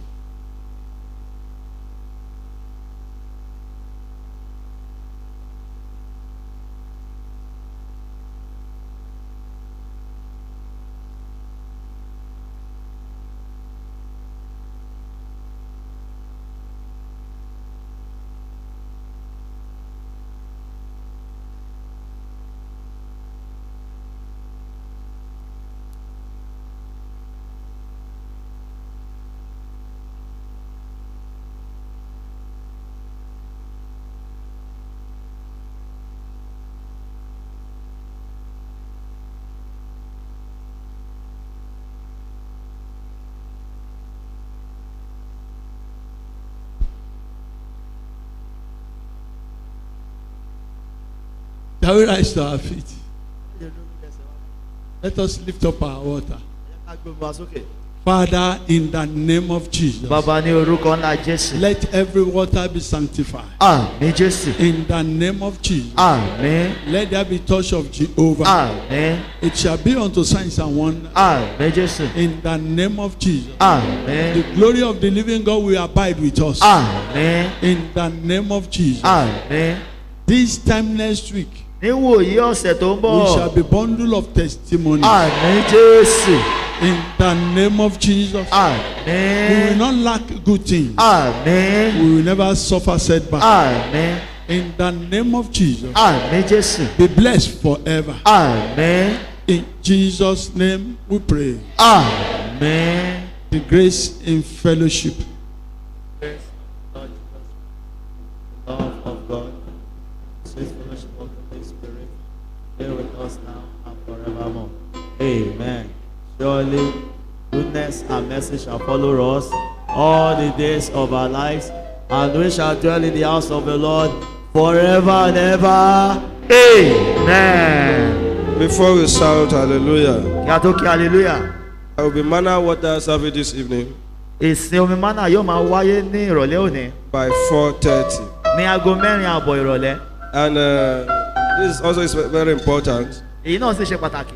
The children auditorium and teenage auditorium Gbọ̀ngàn àwọn ọmọdé àti ìpẹ́ rẹ̀ tí à ń kọ́ lọ. is currently under construction. Èyí tí à ń kọ́ lọ́wọ́lọ́wọ́.